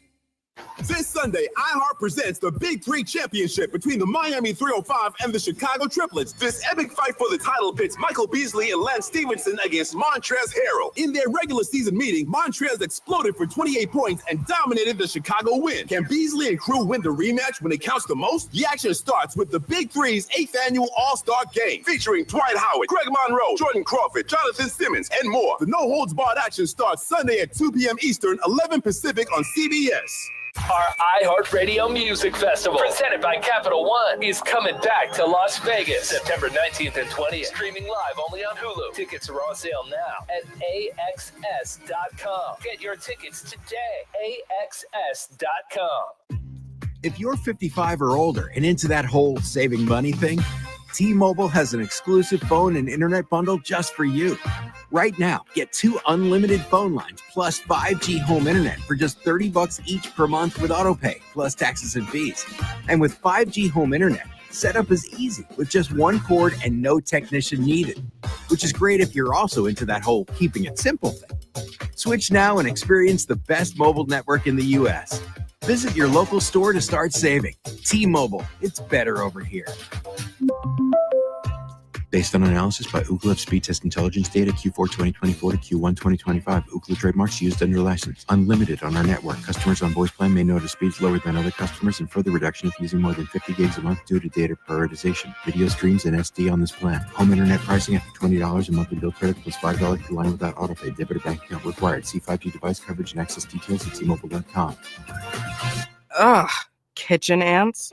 Runaway roaches. A spider. A spider. A spider! Relax. Just use Zevo. Zevo insect killer sprays use a powerful blend of mint and rosemary to eliminate those pests and up to 20 other bug types. Plus, Zevo is safe for use around people and pets when used as directed. Just spray the bugs and wipe them away. Zevo, people friendly, bug deadly. Sound familiar?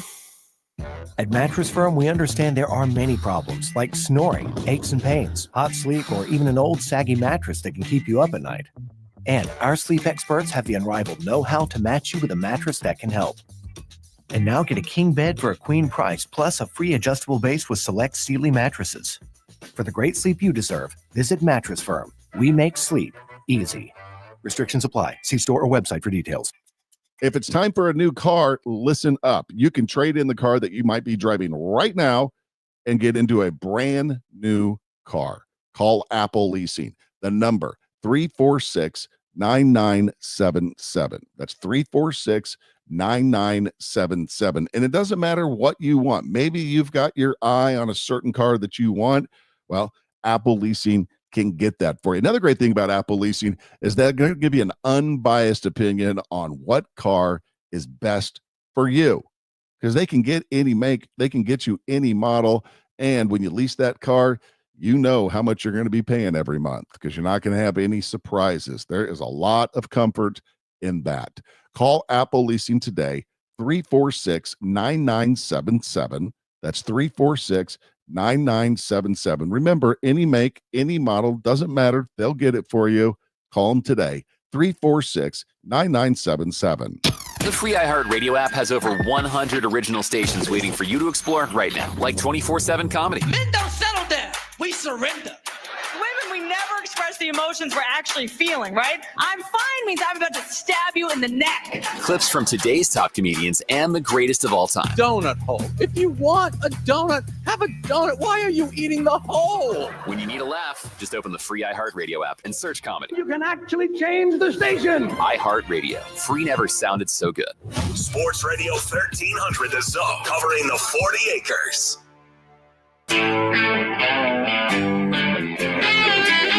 Welcome back to the Craig Way Show and the voice of the Longhorns, Craig Way. Follow Craig on social media at Horn Boys.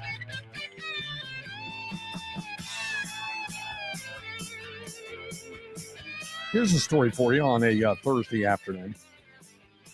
Correct me if I'm wrong, Cameron. Haven't we been hearing for some time that ESPN was done with baseball? That they were done at the end of this year? They were done, and then the MLB was like, actually, we want you back, right? Wasn't that kind of how it went? Here's what's happened. And it was announced today that Major League Baseball and also ESPN have a framework agreement. And first of all, let me start with the simple part. ESPN will continue to broadcast around 30 regular season games, but not Sunday night baseball. I think that's a standalone thing that MLB really values because they get good ratings for that. They would move to a different night during the week, and the games on the network would remain exclusive. Wasn't TBS doing a Tuesday night game? The games on the network would remain exclusive, meaning viewers would only be able to watch these matchups through ESPN. The agreement would begin next season. Okay, that's the first part, the known part. Now listen to this. Here's the carrot for ESPN and why they're back in. They have a framework agreement with MLB that would give ESPN exclusive rights to, wait for it, sell all out-of-market regular season games digitally and in-market games for 5 clubs over the next 3 years. So the way this would work is, and the deal's not yet signed, and the full completion not expected until September. The exact amount ESPN will pay is not known, but it is substantial, they say. So, So it's the expected agreement arrives after ESPN did, as we were pointing out, opt out of the final 3 years of their deal with MLB, where they were paying an average of $550 million a year for Sunday Night Baseball, 8 to 12 first-round playoff games in the Home Run Derby. All of that was $550. They said, we're not getting our money's worth for that. Yeah. Even with good ratings on Sunday nights. That's why they said we're out. And MLB said, whoa. Let's talk streaming. So they did. So Rob Manfred back in February said ESPN was a shrinking platform as part of an explanation of the owners. But Manfred and ESPN chairman Jimmy Pitaro have moved past their differences. And with cable diminishing, ESPN debuted its direct-to-consumer product today that costs $29.99 a month, does not require a cable, satellite, or YouTube-type TV subscriptions, $30 a month to get it. The added features of the new app are available to most, but not all customers who subscribe traditionally. Netflix has emerged as a heavy favorite to land the Home Run Derby. Netflix. NBC and Apple are considered the top landing spots for Sunday Night Baseball and first-round playoff games. So it's going to be real interesting if Apple winds up with that in terms of first-round playoff games. No kidding, Craig, because, Apple TV, which is who the MLS signed their contract with, has not worked out. Yep. The viewership has not been there. A lot of issues with the streaming. Mm-hmm. So I think a lot of organizations have been weird, because I think Apple was willing to pay a lot of money to the NFL, and the NFL just looked at the MLS and all those issues and thought, no, we're going to stay with what we have here with our partners and stuff. So really interested to see if Apple decides, hey, we're willing to pay this amount of money, and they'll probably outspend maybe ESPN or TNT. Will the MLB take a chance on Apple TV and take this agreement? I don't know. And especially where postseason goes. Yeah. Now, we say all that, and Prime Video has had an NFL playoff game. Yeah. So Peacock. Yeah, Peacock. It's it's headed in that direction. So anyway, I think it's going to be interesting to see if it works out. I will tell you this, and I've started to have these conversations with my wife. If all of this continues to travel down the path, it's going to make me reevaluate my own thing. I've kind of held out along and stayed with DirecTV, mainly just because of convenience, and I can get all the other packages I need off of that other than NFL Sunday Ticket, and I've been comfortable moving away from all of that. But now, I'm starting to reevaluate. What am I paying for, and what can I get for a lot less? Anyway, I know a lot of people go through that same thing. All right, let's get back to the Cowboys and hear more from the Cowboys head coach, Brian Schottenheimer. Tommy Yarsh, DallasCowboys.com. You said before you left Oxnard, going into those last couple of practices, that you wanted your guys focused, and with today being the actual last training camp practice, do you feel like they're still pretty locked in, even though they know that the end is kind of near? Gosh, I hope so, Tommy. I mean, I think, go out there and perform in front of, a couple thousand fans and, their families. I think if they can't get excited for that, then we need to be looking into our selection process of the type of competitors they are. Again, there's a long way between now and final cuts. There's a lot of discussions that are going to be had. And to me, you get distracted if you focus on other things other than just playing football. Size of the Athletic. Brian, back in your Seattle days, you talked about the rule of 53. I'm curious, with the rush attempts and pass completions, do you still hold firm to that philosophy, or how has it evolved over time, if it has at all? Yeah, for those that don't know what it means, basically it's just an arbitrary number that kind of over time, the number you're trying to get is the number of rushing attempts and completions to add up to. We've moved it. Sometimes it was 53, sometimes it was 55. I just think that, again, sometimes you're going to go into a game and you're going to have to throw it more than you wanted to, because the run defense is either really good or they're committed to taking away the run. But usually when you come out of a game and you've hit that sweet number somewhere in that 55 range, I'll say, it usually means that you're having a balanced attack and you're moving the football, you're scoring points, you're probably owning the time of possession. And when you come under that, it usually is not good. It's one of the top determining factors of winning and losing offensively after turnovers. So yeah, I do. I think, anytime you're a play caller or you're a quarterback, you need to understand that the power of a completion, because when you throw a completion, there's not any guarantee that the guys are going to get the guy on the ground. We've all seen CD do amazing CD things when he's caught little slant routes and things like that. But if you throw an incompletion, then you're pretty sure that you're not going to have any positive yards. Does that number change week to week for you or over a course? Not really. I mean, we kind of keep it the same for whatever the year is, how we're looking at it. I know with Sanchez, the number was a little bit higher. And again, as Mark got older, we balanced it out a little bit more, later in his rookie season, we even, going into the playoffs, we were a ground and pound, Rex's term. We were a ground and pound team early on. And then in the playoffs, he played great. And, he learned, that if I throw completions, I get to stay out here, and it's kind of fun being out here. And I like playing quarterback when we play like this. So, not really. The number usually it's over time. It's a pretty historical number. And I'm sure we're not the only team that does it. John with WFA. Brian, on Monday night, Troy Aikman said on the broadcast that the Cowboys, that Micah Parsons has leverage in this dispute because the Cowboys can't win without him. I won't ask you to agree or disagree with that, but to what degree does that statement have some truth? Well, to me, this is a team game.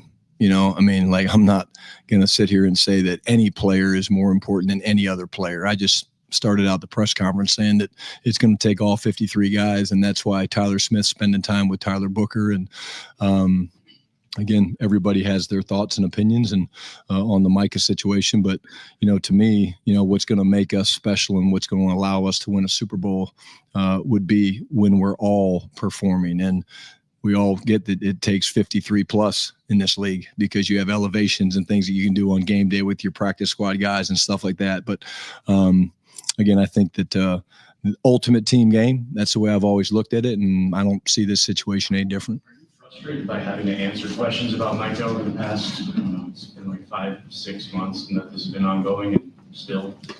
No, honestly. I know you guys have to ask the questions, and I respect that and understand that. I think my tone hasn't changed. My answer hasn't really changed. I'm focused on the field. I'm focused on the guys that are working, and the business side of it's going to take care of itself. And but no, I could answer those questions all day long. Does it make it harder to scheme a game plan though as a head coach without one of your top players? No, because I think at the end of the day, we feel like Mike is going to be out there when we can line up against Philadelphia here in 15 days or whatever it is. And, so no, the answer is, yeah, I feel good about that. Yeah. Without a contract extension? I feel good that Mike is going to be out there against the Philadelphia Eagles. Garrett Podell, CBS Sports. Brian, first year in the head coach's chair, so now you've got game management. What are your thoughts on the new overtime rules and that, kind of like the postseason, both teams are going to get a possession no matter what? Yeah, I think it's going to be different. I think it's balanced the playing field. It makes it where you actually have a decision. I think you have to be mindful of, number one, you'll go in with a plan. We'll go in with a plan of what our plan would be if it goes into overtime, whether, if you win the toss, what do you want to do? Take the ball or defer? I think it's going to be something that you're also watching during the course of the game. How's your defense playing? How you doing offensively? I do think, I'm big into believing about momentum and things like that. So let's just say, Garrett, that we go down the field and we score a touchdown to tie the game. If you win the coin toss, maybe you do take the ball. But there's an advantage when you get to have the last look and you're now in 4-down territory and things like that. So, it will be a weekly thing based on the opponent, where we're playing, what the conditions are, all that. But it's definitely good for football. Go ahead. Kathleen Ortiz with the Dallas Morning News. I was going to ask about Andrew Booth and how he's looking and how he's progressed over this preseason. Yeah, had a great game last game. Played really, really well.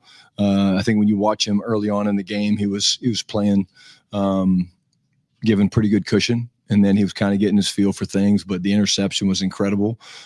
He's a guy that was playing great in the beginning of training camp. He got nicked up a little bit and missed some time, and so I think it took him a couple of days to get back, but I think you saw the guy that we think we're getting, and that's a very, very talented, second round pick that, getting a chance to come here. He's done everything we've asked him to do, and working with David Overstreet and Andre Curtis has been great for him. All right, so there it is, more from Brian Schottenheimer, and there you heard him say it. He's expecting Micah Parsons to be there for the season opener. He said he expects to see him on the field when they play the Eagles on that. Now, is he being a company man? Echoing a company line? Of course. But he might also believe it as well. Also, here's something else that it would probably at least give you a little bit of pause anyway. It will make you think that maybe he's just expecting, or maybe he even knows from having had conversations with Jerry. I doubt that part of it, but you never know. That maybe it's going to be a situation where he's fully expecting it to go right up to the start of the regular season, just like he did with Dak, just like he did with CeeDee Lamb. Same type deal, that he's going to walk it right up to the deadline, take a financial hit when he could have got it done earlier, and then go ahead and sign the check. I think you're right, Craig. I think he knows it. And it's funny, all this Terry McLaurin talk with the trade requests, I feel like we've actually heard a lot more from that side of it versus the Cowboys, Micah Parsons. As of late, I feel like it's almost gotten quieter since the trade request, especially for Micah Parsons' side, which tells me that it was just a negotiation tactic, that Micah wants to stay in Dallas. Because if not, I feel like, Craig, we would have his agent, his PR team would be putting out a lot more information, a lot more stuff about the trade demand and the trade request. But since then, it's kind of been crickets, which tells me I think it's all negotiation tactic from Micah's side, which I understand why. And even kind of Jerry from the Cowboys side have been very quiet about it. But I agree. We're what?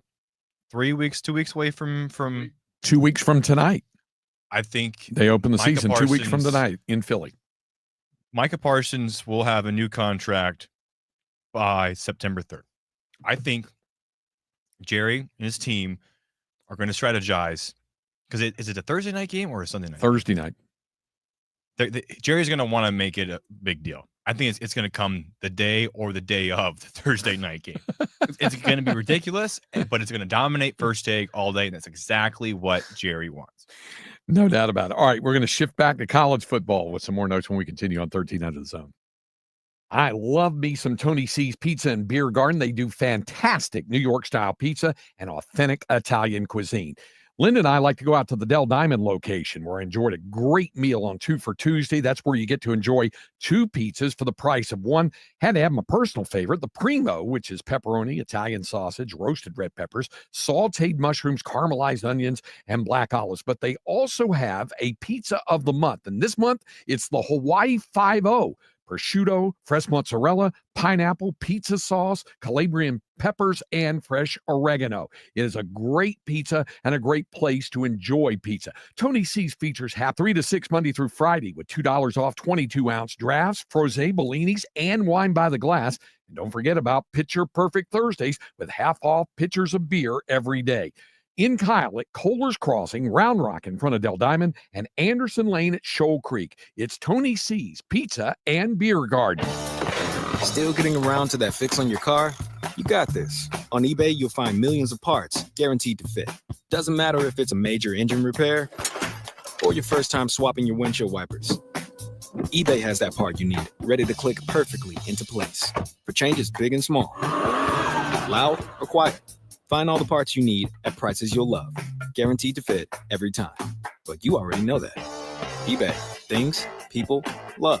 Eligible items only. Exclusions apply. After 48 years, Factory Mattress is going out of business forever. Over $15 million worth of world-class mattress brands must be sold immediately. Up to 80% off at Austin and San Antonio's largest independent mattress retailer. Everything must go, right down to the bare walls. Tempur-Pedic, Sealy, and Stearns & Foster. No interest financing is still available. The Factory Mattress going out of business sale is happening now at all 14 13 locations. Don't miss it.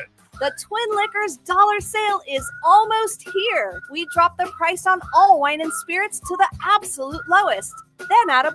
Thursday, August 28th through Saturday, August 30th. Don't miss the dollar sale, only at Twin Liquors. Would you drive 10 minutes for $500? That's the distance from CarMax to Henna Chevrolet. And Henna guarantees you $500 more than any CarMax offer for your vehicle. Just show Henna your written CarMax appraisal offer within 7 days, and you'll get $500,000 more guaranteed. Is your time worth $50 a minute? It is at Henna. Come get your money at Henna.com. Henna Chevrolet will always stand by you. Together, let's drive. Did you miss the Bitcoin wagon? Millions got rich because they got in on a technology you still don't understand. But the crypto gang got greedy, handing control of the Bitcoin network to China. This carelessness gives us a second chance called Texit Coin. You're invited in on the Texit Coin journey. We'll guide you through this new frontier to claim your share of the profits. Don't let your friends get rich without you. Secure your seat as we take Texit Coin to the moon and beyond. Learn more at texitcoin.org. This is an investment that carries risk. Texitcoin.org. This Sunday, iHeart presents the Big Three Championship between the Miami 305 and the Chicago Triplets. This epic fight for the title pits Michael Beasley and Lance Stevenson against Montrezl Harrell. In their regular season meeting, Montrezl exploded for 28 points and dominated the Chicago win. Can Beasley and crew win the rematch when it counts the most? The action starts with the Big Three's 8th annual All-Star Game, featuring Dwight Howard, Greg Monroe, Jordan Crawford, Jonathan Simmons, and more. The no-holds-barred action starts Sunday at 2 p.m. Eastern, 11 Pacific on CBS. AM 1300 The Zone occasionally holds contests. For more information about contests on this station, go to am1300thezone.com/rules. Recently on an episode of the Fud Around and Find Out podcast with AZ Fudd, we were joined by Courtney Williams and Natisha Heidemann, the Stud Buds, for a conversation that goes from viral moments to downright chaos. Courtney, you picked me up at All-Star. Do you remember that? Stop it. I was picking people up, but I do remember picking you up, for sure. I picked you up in a different way, AZ, than I was picking the other baddies up. You feel me? To hear this and more, open your free iHeartRadio app. Search Fud Around and Find Out with AZ Fudd and listen now. Everyone loves The Office. Admit it. You wish you had a Dundee. Instead, you have this, The Office Deep Dive Podcast, hosted by Brian Baumgartner, a.k.a. Kevin from The Office. Every week in this new hilarious podcast, Brian sits down with one of his old friends from The Office as they discuss their favorite moments on set and never-before-told stories. Your kids watch it? Never. No, come on. They've never watched it. Listen to The Office Deep Dive on the iHeartRadio app or wherever you get your podcasts. Harge and Henry, the morning kickoff, weekdays at 7.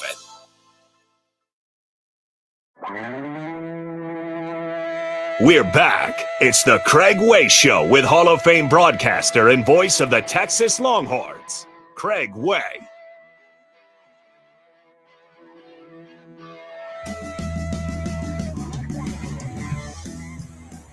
Updating the baseball scoreboard, Rangers still trail the Royals 5-4.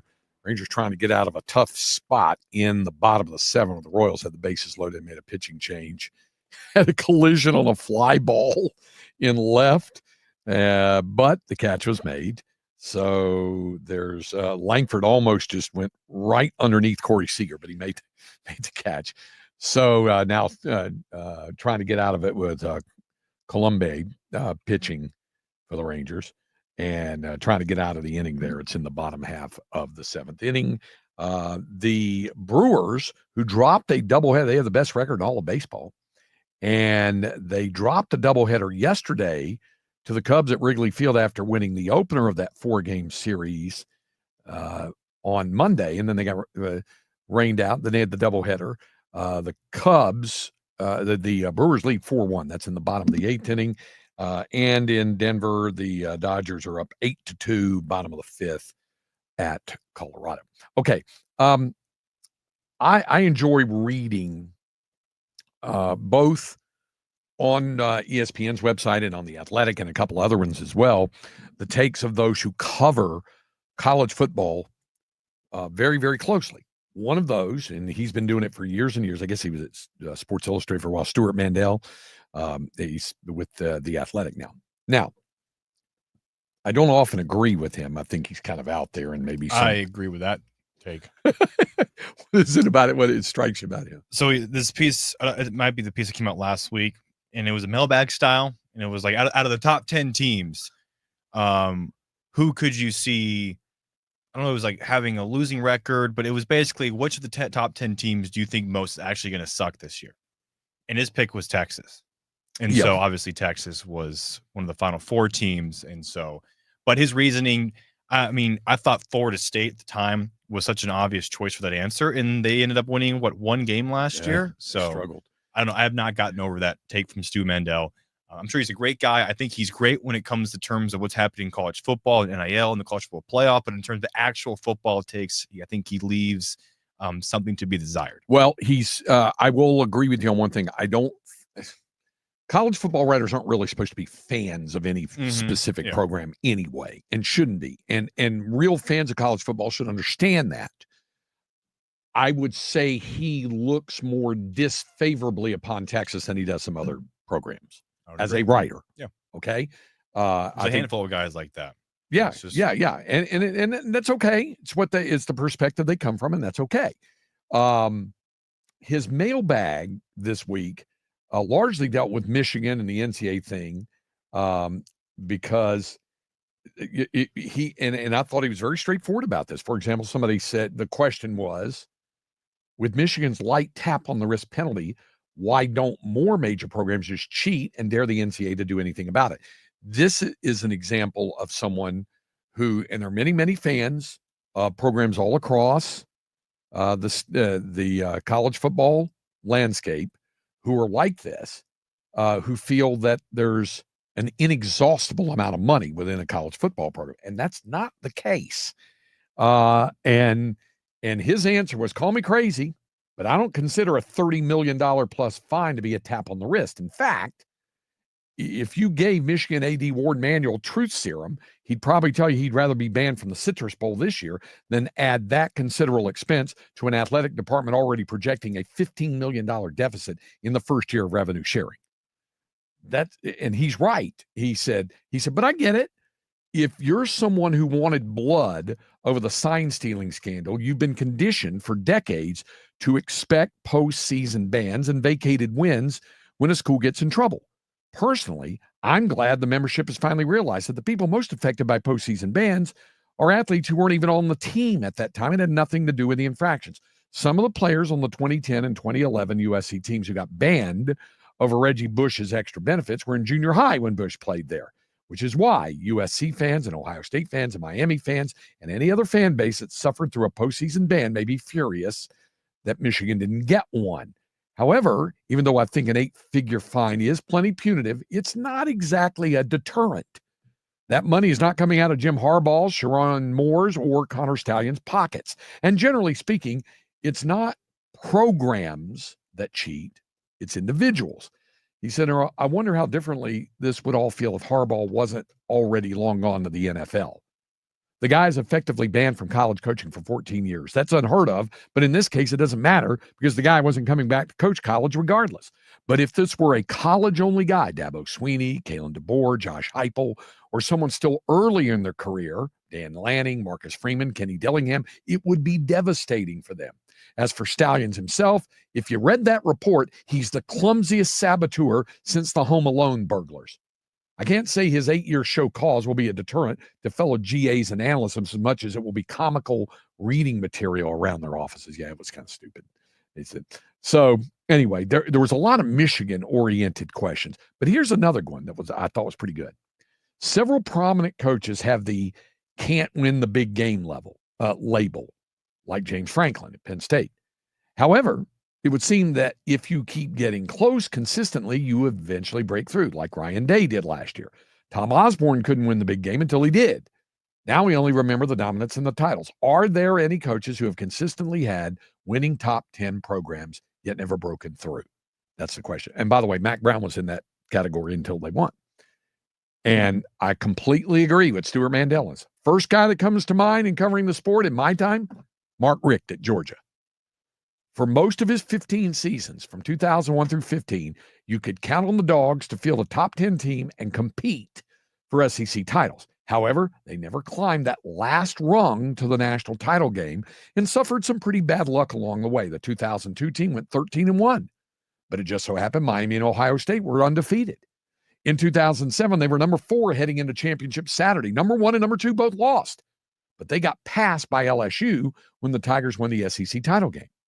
And in the 2012 SEC championship game, they were 4 yards and 6 seconds short against Alabama from advancing to the BCS title game and playing overmatched Notre Dame.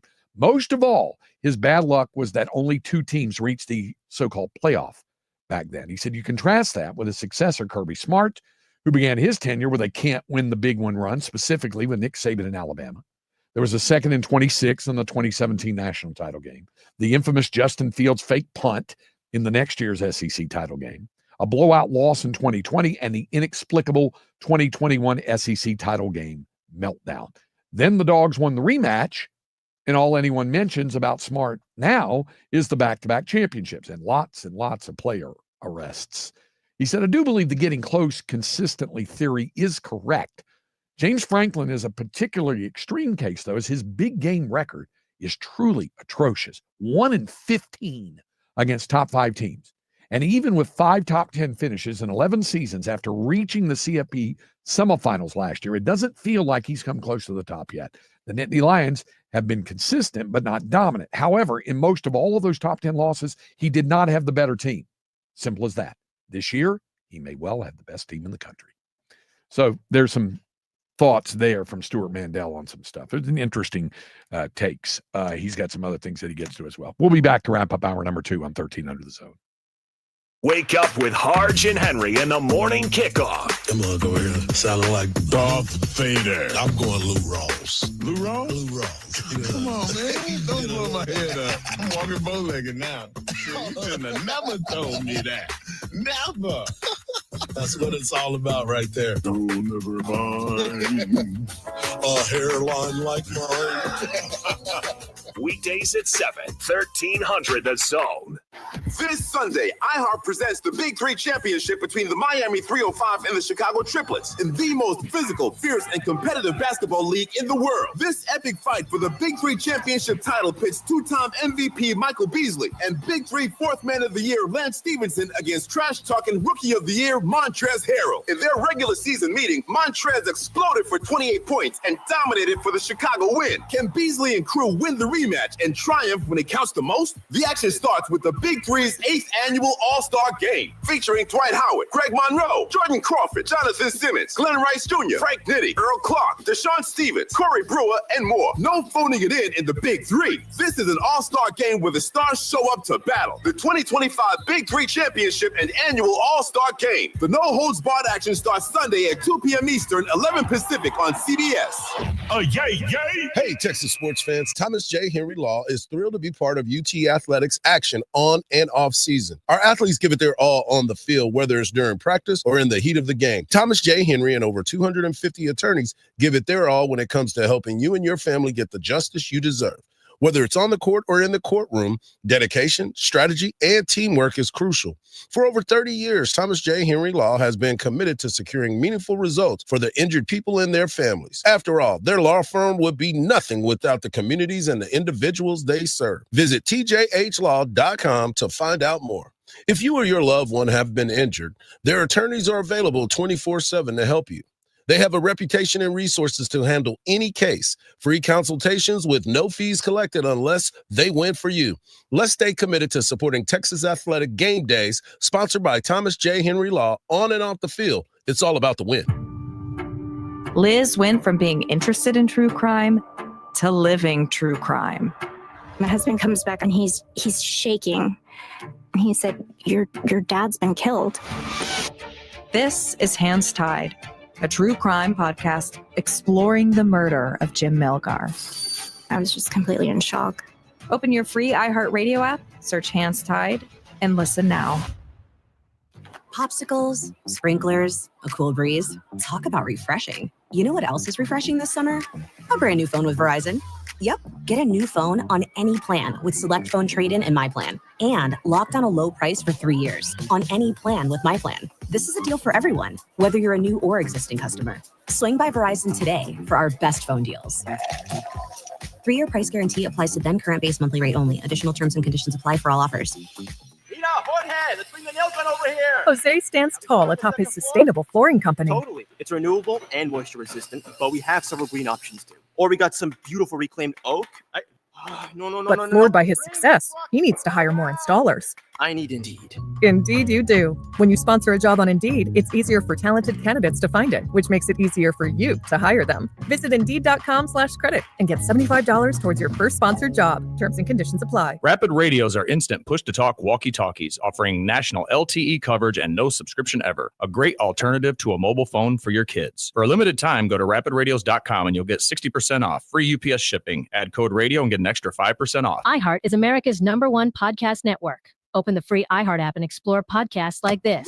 In 1982, Atari players across the country settled into their shag carpeting. Homework went by the wayside, and so did sleep. These gamers only had one thing on their minds: Sword Quest. This wasn't just a new game. Epic and ambitious, the company promised $150,000 in prizes to 4 finalists, with the Sword of Ultimate Sorcery going to the grand prize winner. Just got this, $3.35 an hour minimum wage job, and next thing you know, I got this freaking $25,000 prize. But what started as a video game promotion would become one of the most controversial moments in 80s pop culture, with broken promises, urban myths, payoffs, and a central mystery that's consumed fans for decades. I never ended up seeing these prizes in person. How did all those prizes, valued at $150,000, become something of a lost treasure? I'm Jamie Loftus. Join us for The Legend of Sword Quest, a podcast about the fall of Atari and the disappearing Sword Quest prizes. We'll follow the quest for missing treasure across 4 decades. Listen to The Legend of Sword Quest on the iHeartRadio app. Sports Radio 1300 The Zone, your home for the Horns.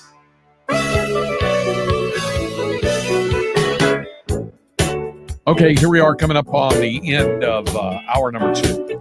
I have another college football story to get to. Is the SEC about to green light a 9-game conference schedule? Take a look at that and some other topics as well. We'll keep you updated on the baseball as well. And Cam will have another tour championship leaderboard update for us. So we've got one more hour of the program to go. We'll take more of your input. Got a giveaway coming up as well. So there's reasons to hang around. Glad to have you with us here on a Thursday afternoon, right here on Sports Radio AM 1300, The Zone.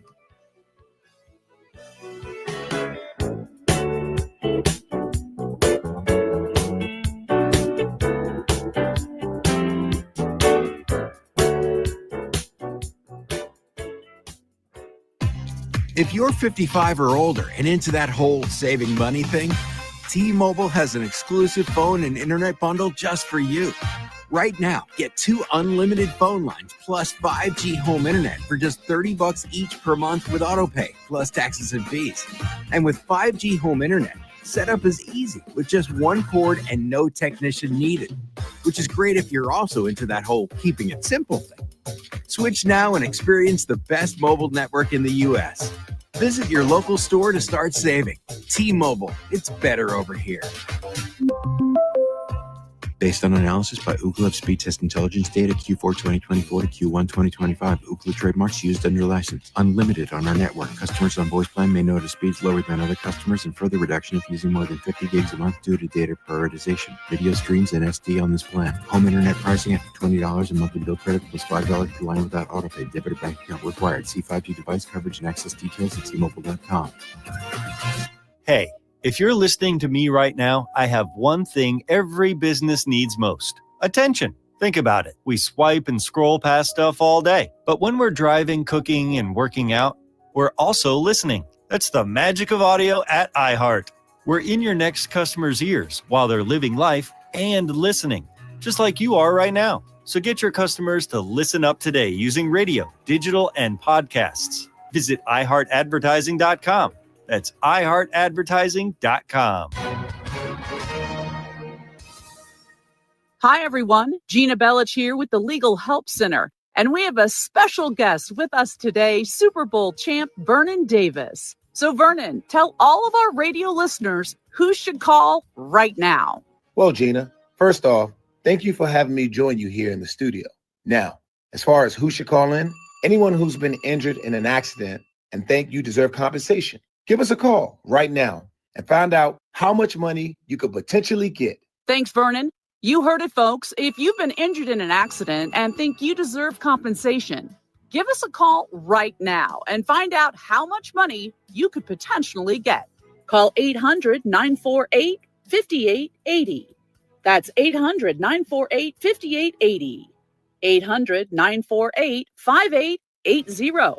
Advertisement sponsored by Legal Help Center. May not be available in all states. This Sunday, iHeart presents the Big Three Championship between the Miami 305 and the Chicago Triplets. This epic fight for the title pits Michael Beasley and Lance Stevenson against Montrezl Harrell. In their regular season meeting, Montrezl exploded for 28 points and dominated the Chicago win. Can Beasley and crew win the rematch when it counts the most? The action starts with the Big Three's 8th annual All-Star Game, featuring Dwight Howard, Greg Monroe, Jordan Crawford, Jonathan Simmons, and more. The no-holds-barred action starts Sunday at 2 p.m. Eastern, 11 Pacific on CBS. It's almost time for kickoff. Brought to you by Bud Light. Breaks a tackle, 30, turns down the sidelines. Say goodnight to this one. Touchdown, Texas. Listen to every play, every touchdown, every win on 1300 The Zone. Fires for the end zone. It's intercepted. Kicked off.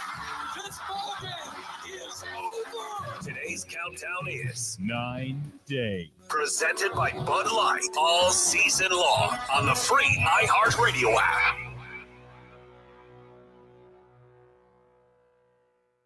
Live radio, trusted DJs, breaking news, live play-by-play, endless music, and podcasts just for you. It's the free iHeartRadio app. Radio your way. Join the millions who already have it. Download the free iHeartRadio app, the #1 app for radio. From the Audio-Visual Consultation Studios, Sports Radio 1300 The Zone, KDET AM Austin, your home for the Horns, and the #1 preset in your car and on the free iHeartRadio app.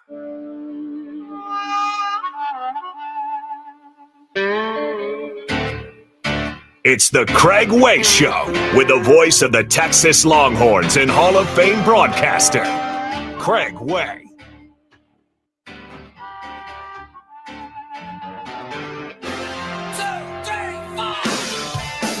Third and final hour of the program here on 1300 The Zone. Craig Way with you alongside the producer, Cameron Parker. Glad to have you with us as well. And as always, happy to have your input on the program as well as we do through our text line. You can text the program by texting the word Texas, followed by your question or comment to 81530. Standard in messaging data rates may apply. On the text line, somebody said, I agree with the Michigan punishment. Hit them where it hurts, in the wallet. That is the way that you would hurt college football programs these days. It's not so much about postseason bans. Yeah, that's big, but the money factor is a lot more because you've got to have the operating capital in this day and age of NIL and transfer portal and everything else to be able to compete, especially in the Power 4 leagues, especially if you are a so-called elite program. Like Michigan would be perceived to be. So, yeah, it probably does them more damage. And that was the thing that Stuart Mandel was pointing out in his piece as well. Updating the baseball scoreboard for you. Now they are going to the top of the 9th in Kansas City. The Royals lead the Rangers 6-4, closing in on a sweep of Texas. And Los Angeles up 8-2 on Colorado. That's in the bottom of the 6th inning in that contest. And Milwaukee and the Cubs playing in Chicago this afternoon. That game now is in the bottom of the 9th with the Brewers up 4-1. Also, Mets lead the Nationals 2-0 top of the 4th. Giants up 2-0 on the Padres. That's the end of the 3rd inning in that one. So we'll keep you updated on that. Cameron has been keeping tabs on the Tour Championship.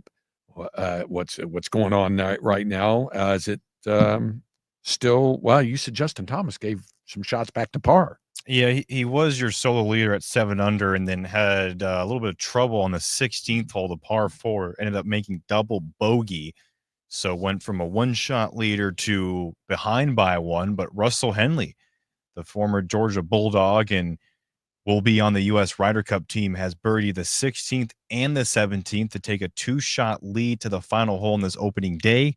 He is 2 clear of JT, who just birdied the 18th hole, the par 5. So JT in with a 64 alongside Colin Morikawa and Patrick Cantlay, but those 3 guys behind Russell Henley by 2 shots. And the 18th is a par 5, so Henley could at least have a 3-shot lead for the moment. Meanwhile, Scottie Scheffler lurking at 4 under par. I believe Rory McIlroy at 3 under par. So yeah, I think Scottie will get at least one more birdie here, but he's lurking. We don't have a good nickname for Scottie Scheffler. You know, I don't know. The lurker. The lurker. I don't know. I don't think he would like that. He would not like that. He would like that. He wouldn't like that at all. He has been lurking, but yes, you're right. A couple other notes that are pretty interesting. I don't know if you saw this. You and I got to see it firsthand in the NCAA Women's Sweet 16 when Texas played Tennessee.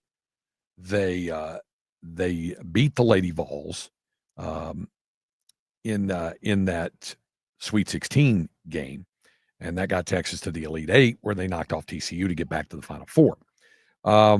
Ruby Whitehorn is someone who has been very much a contributor, 4th on the team in scoring at 12 points per game. She started 28 of 34 games last season, 4 rebounds. Began her career at Clemson, where she started 62 of 66 games. So she helped Tennessee go 24-10 in Coach Kim Caldwell's debut season, but she has been suspended indefinitely following an arrest on felony charges of domestic assault and aggravated burglary. Now, her attorney, Gregory P. Isaacs, said she will plead not guilty at her preliminary hearing on September 5th. An athletic department spokesman said she's suspended indefinitely, not participating in team activities. She's that 6'8" post, and she was arrested after the Knox County Sheriff's Office responded to a call back on August 8th at 4:15 in the afternoon. Now, according to reports, police said that Whitehorn got into an altercation outside a woman's residence and kicked in a front door and a bedroom door. And this had to do with apparently a dispute on the fact where Whitehorn said she was trying to get her property back, said the woman that was in the apartment took her phone and her passport and then locked the door. So she kicked the door open and then went after to do that. Her attorney said our firm's investigation has also revealed that the factual allegations contained in the warrants are not accurate and are contradicted by eyewitness accounts. Ruby Whitehorn looks forward to having this matter resolved in the very near future. So that's an interesting case, but we'll see how it comes out. And I'm one of those people who, by the way, so she was arrested. She's been suspended. If this turns out to not be the case and she's cleared of charges, you will hear me say that. I'm sensitive to the deal where people report on someone's arrest, and then if the charges are dropped or not filed or whatever, then it gets swept under the rug. Every person deserves their day in court. Every person deserves their chance to speak for themselves, just as it's, nothing wrong with reporting the news of the day. And this was a news report. But if she's exonerated, as her attorney says she will be, then we'll mention that as well. Okay, I wanted to get to another story, and I mentioned this going in toward the top of the hour. There are always a lot of debates in college football, size of the college football playoff, conference realignment, NIL, transfer portal, coach moving, the House settlement, all of those things. In SEC country, in the SEC, no subject seemingly with regard to football, no subject seems to draw more attention than whether the SEC should play an 8-game conference schedule or a 9-game conference schedule. Texas, of course, was playing a 9-game schedule over the past few years in the Big 12, but when they moved into the SEC, they had to add a non-conference game to get it to 8. So they would just have an 8-game conference schedule. If you had asked me at SEC Media Days when we were there in Atlanta, Cameron, or some order, what was my feeling on whether the SEC would go to a 9-game conference schedule or stay with 8, I would have said overwhelmingly that I expected them to stay at 8. It just seemed to be the sentiment because that's pretty much what coaches wanted. That the SEC schedule itself was grueling to the point where they needed to stay at 8 and not go to 9.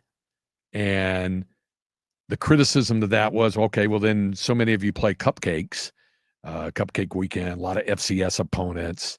And so there was always that debate.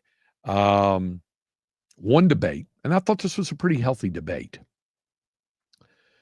Texas fans are quick to point out, and rightly so, that Texas has not played an FCS opponent since 2006. It was Sam Houston, and that was only because Minnesota dropped off the schedule, and that was the year the schedules went to 12 games off 11. So Mac Brown had to scramble, and they got Sam Houston, and they came in, and Texas, drove them into the turf and then went on about its business. This, by the way, will be the first time Sam Houston's come back to Austin since then this year when they come. And so there's this debate about all of this. And the part of the debate was, if you're playing FCS opponents, it's a lesser brand of football. It's a cupcake. You shouldn't be doing it.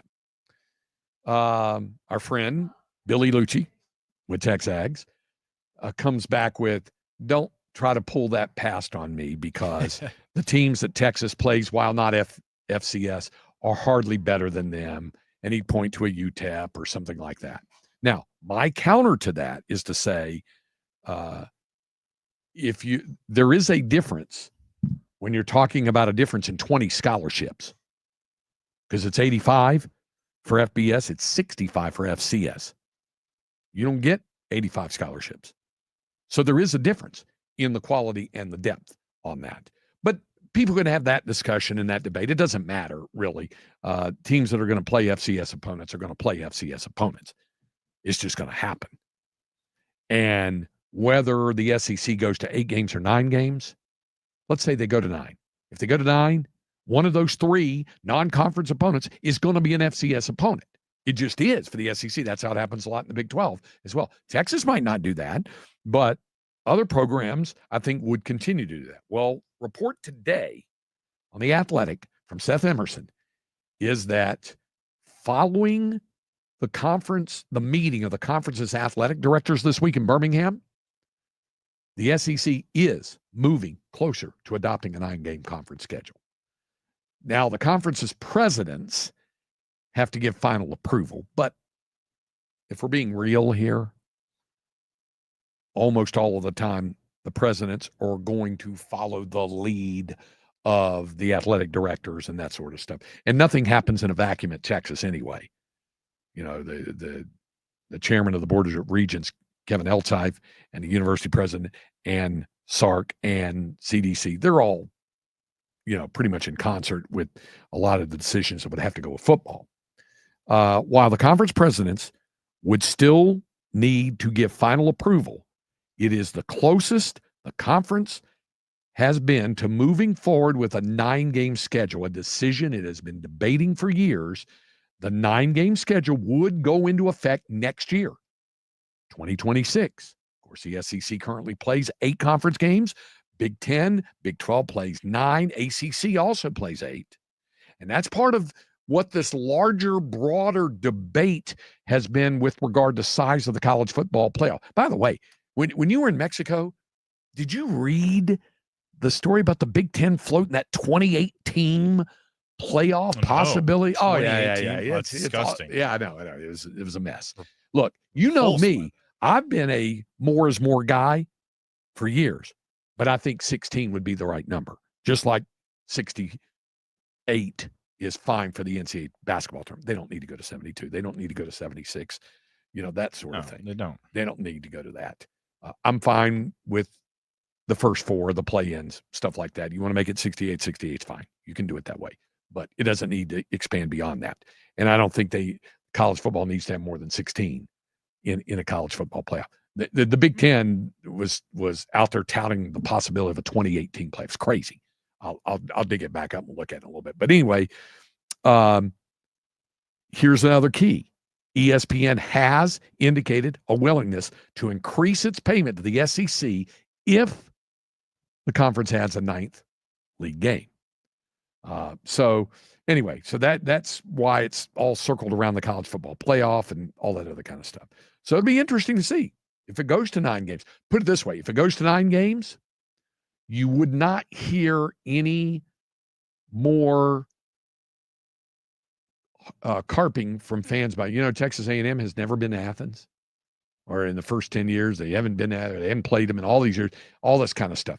There would be more spreading of matchups, because if they played 9 games in conference play, 9-game conference schedule, then it would be easier to draw up 3 permanent opponents and 6 rotating opponents.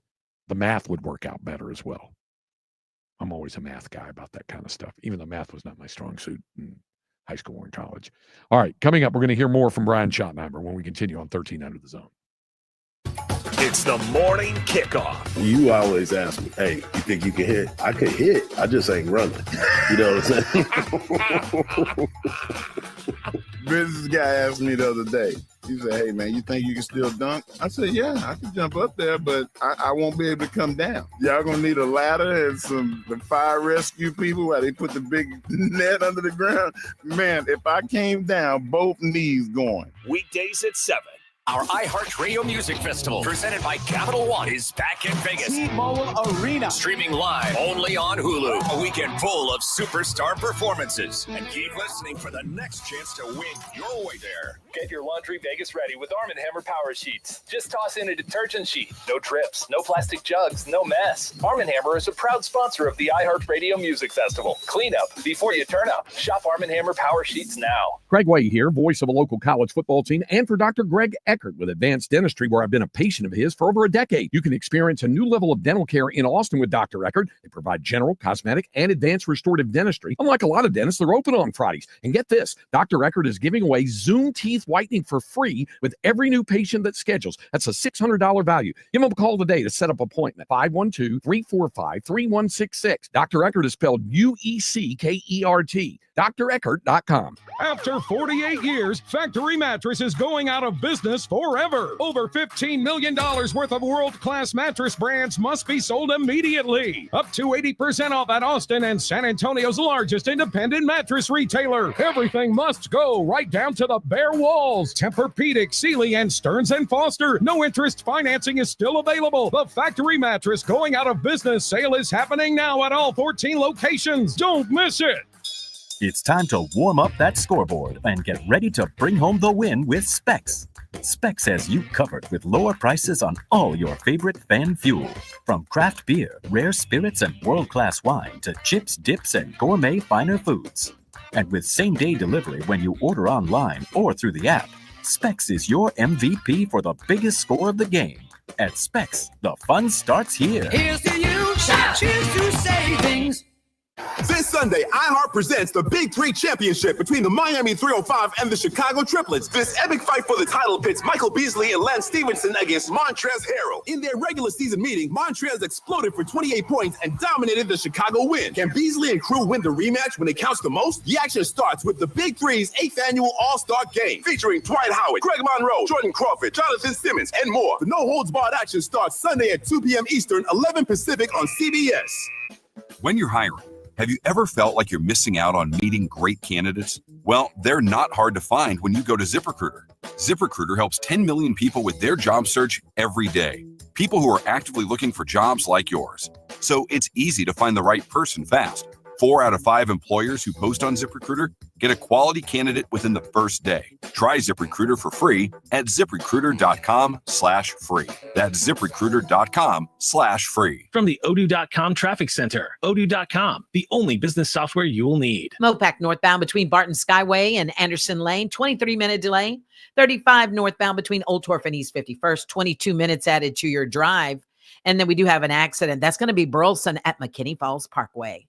I'm Kat Cortez with your Austin area traffic. This report is sponsored by Lowe's. This Labor Day at Lowe's, get up to 40% off select major appliances, plus get next day delivery on hundreds of appliances. Valid on eligible in-stock orders through 9/10/25. Selection varies by location. Order by 4 p.m. subject to product and driver availability. Fees based on purchase. Exclusions apply. See Lowe's.com for more details. This is the iHeartRadio Sports Report. In the NFL, the Kansas City Chiefs have traded wide receiver Sky Moore to the San Francisco 49ers. As part of the deal, the teams will swap 6th and 7th round picks in the 2027 NFL Draft. Moore gets a fresh start with another playoff caliber team while the 49ers address urgent needs at wide receiver. San Francisco is currently without Brandon Ayuk, who's recovering from a knee injury. Demarcus Robinson suspended 3 games, and Juwan Jennings is injured and apparently unhappy with his contract. Elsewhere in the league, Dallas Cowboys head coach Brian Schottenheimer is optimistic that Micah Parsons will play in Week 1 against the Eagles, despite ongoing contract disputes and trade requests from Parsons. And in the WNBA, Dallas Wings rookie Paige Beckers made league history last night by scoring 44 points, setting a new WNBA rookie single-game scoring record. But Dallas fell to LA 81-80 at the buzzer. She also became the first player in WNBA history to score 40-plus points while shooting at least 80% from the field. I'm Andy West with your iHeartRadio Sports Report. Need more? Open the free iHeartRadio app for the best sports stations in the country and the most sports podcasts with the biggest personalities in the game on demand.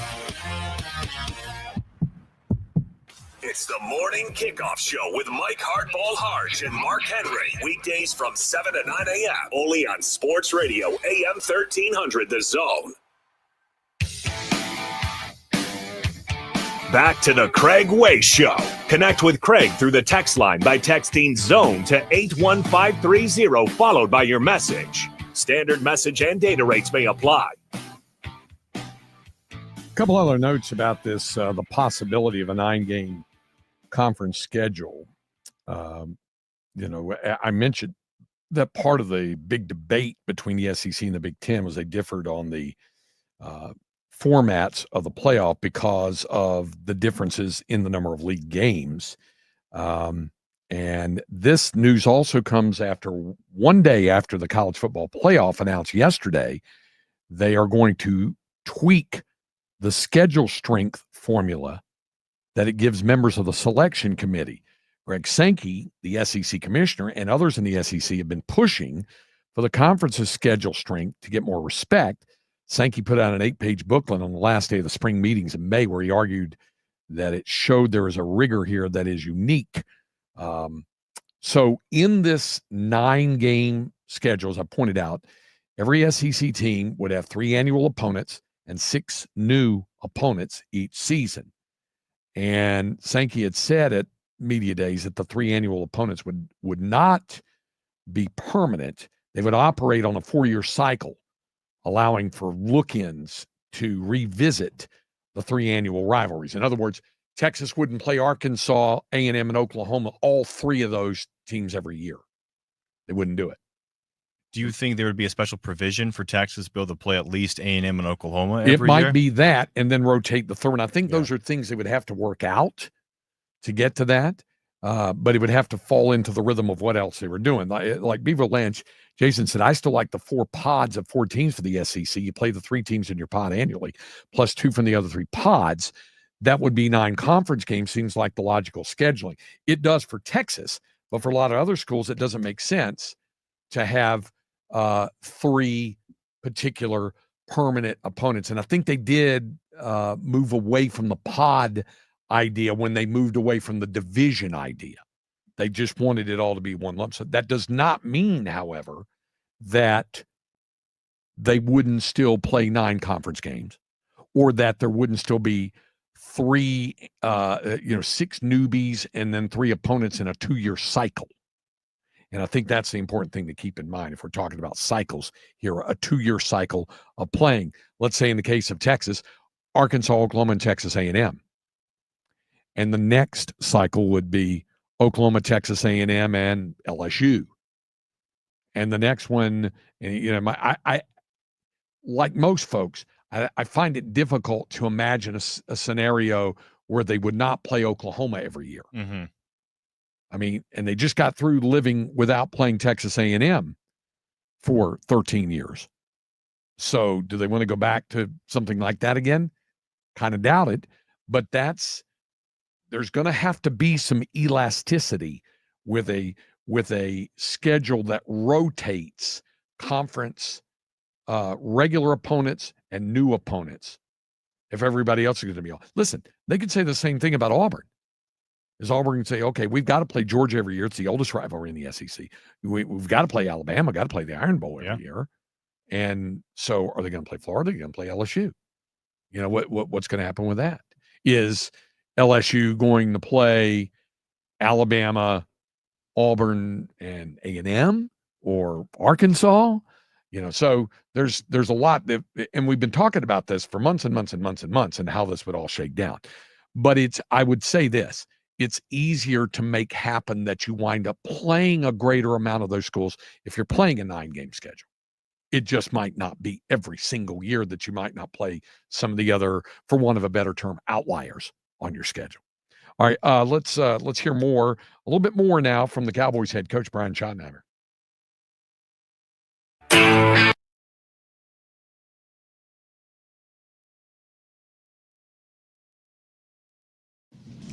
Skyler Dixon with the AP. What's your philosophy through the years been on playing QB1 in the preseason, and how did that philosophy sort of impact what you decided to do this year, first year as head coach? Yeah, I think it's very different. I think, each situation is different. I think, when I look back in my early career when, we had a Sam Bradford or we had a Drew Brees, guys like that, a lot of times those guys were battling for positions. I remember Brees was going up against Flutie, so they had to play. Sam Bradford was a guy that we wanted to play a little bit just because we wanted to get him a little bit of experience.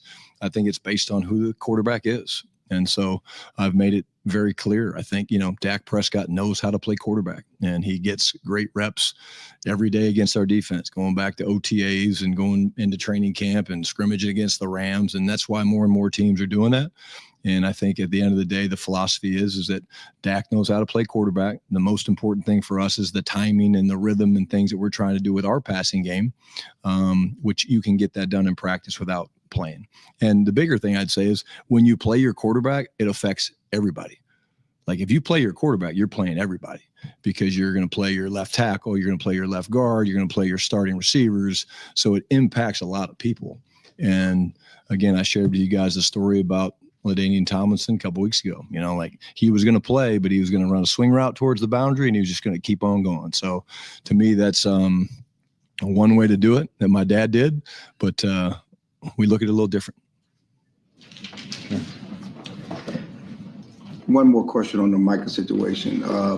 Since you feel good about him playing, when do you need him on the practice field? Is there a deadline when he needs to be back practicing with the team to manifest that feeling good about playing? Yeah, again, Mike is another guy. Again, he takes great care of his body. Again, you'd like it sooner rather than later, but Mike is going to be prepared. Again, I go back to the thing with, each situation is different. And Micah knows his body as well as anybody. And the best thing of him being here, which you certainly know, Clarence, is that he has been able to do some of the walkthroughs. He has been able to be in the meetings. He understands some of the calls and the different packages and stuff that we're going to use. And that's a huge advantage. And then obviously the physical side of it, usually the players are the experts with where their bodies are. He's not doing the football things, run up and down the field with his teammates. That lends itself to soft tissue injuries when you haven't done that. And so are you comfortable that he's doing enough outside of practice, that's not going to be an issue. Yeah, I mean, the end of the day, you got to do change of direction. You have to do things. It's not just, getting on a treadmill. We don't do that. There has to be change of direction and things like that. But yeah, certainly injuries are a part of the game. And again, I have complete faith in our strength staff, our trainers, and all that stuff that they're doing the things that they need to do for him to go out and perform well. And, Mike is obviously a pretty good football player. So one thing he has not lost the ability to do is rush the passer and make plays. How many different starting corner combinations would you say you have on the table for week one? Jeez. Well, really, we don't have that many right now because we have to trim the roster. But like I keep saying, I do think that the evaluation process has been great, Nick. But, I do think we have some help on the way. And again, is that week one? I don't know. I'm not going to put those timetables out there yet. But I do feel like, we've got plenty there to do what we have to do to win a football game. And that's all you're trying to do. Your focus after you play Atlanta and you make these final roster cuts is everything is all about Philadelphia and getting ready to play them. And whoever we have out there, I feel like we'll be able to put together a hell of a defensive plan with Flus and his staff to slow down a really, really good offense and the damn good football team in Philadelphia. Does Micah's situation impact how you put your 53 together in terms of you can feel confident he's going to play, but do you need to go heavy at pass rusher early in the season? Yeah, I mean, all those things will play into things. I mean, the health of the team plays a factor in that, what are you doing at quarterback, all those different things that, there's so many moving parts, as you guys know. That's why really, once we play Atlanta and we get through the game, then those days become long because you're not only evaluating your roster and the decisions you want to make, you're evaluating 31 other teams and their roster because there's going to be some really, really good football players that are out there on the street. And I think that's the message to the guys that on our squad that don't make it is just because you don't make it here doesn't mean you don't have a bright future in this league. And so I think that, it becomes long hours and long nights and long discussions, but you love it, and you love it because you have a chance to improve your team. You have a chance to, if you make the right decisions, set yourself up for success. If you make the wrong decisions, you put yourself behind the 8 ball a little bit. So I love this time of year, not for the pain and the stress that it puts on some of the players, but just for the competitive part of it. So You mentioned momentum before. How do you address that concept with the team in terms of, when things are going for you and you're riding it, how to keep that going, or when it's going against you, how do you try to snap out of it and get it going the other way? Well, I think you need to understand it is an important part of the game to capitalize on momentum. We didn't do a very good job of it last game. Against Baltimore, we had a couple sudden changes that the defense created and we didn't do much with them. So I think we talk about it all the time, the importance of taking that. We have a operation that we do, and the way we set it up is, the defense goes with Flus, and on offense, the offense gets around L-Dub, the quarterback comes with me, and we just talk through what the plan of attack is. It's a mindset. But there's also huge ebbs and flows in this game. And so whether you come out great or you come out slow, at some point this game, it's the National Football League, it's going to balance up. I mean, it's what the league wants. It wants close games. It wants, these things coming down to the last couple minutes of the fourth quarter. And, so you have to maintain the ability to stay calm, whether it's good times, bad times. But there's definitely something that I do believe that you can capture momentum and have big swings, whether it's, we call it doubling up, right? You take the 2-minute drive at the end of the first half, you go down, you score a touchdown, and then you come out in the second half, you get the ball, you can come out and go get another touchdown. I mean, those are huge swings that impact games. Special teams, blocked punts, kick returns. Obviously we're blessed to have a guy like Terp. Those are things that you need to, when you have those things, it definitely gives you a boost of energy and momentum. Jerry had said this a couple of weeks ago, and now you have repeated it, that you got some guys coming back. Is Mr. Diggs somebody that is progressing where you might see him in September? Yeah, I think, again, he's one of those guys that's doing a really good job, but I hope and believe that it won't just be Trayvon. But yeah, Trayvon's doing a great job, and hopefully he's one of those guys. Good. Thank you, guys. All right, there it is with the Cowboys head coach, Brian Schottenheimer. Okay, we just got to all that stuff we were talking about on the SEC and the possibility of going to a 9-game conference schedule. It's going to happen. We'll give you the details coming up on 13 Under the Zone.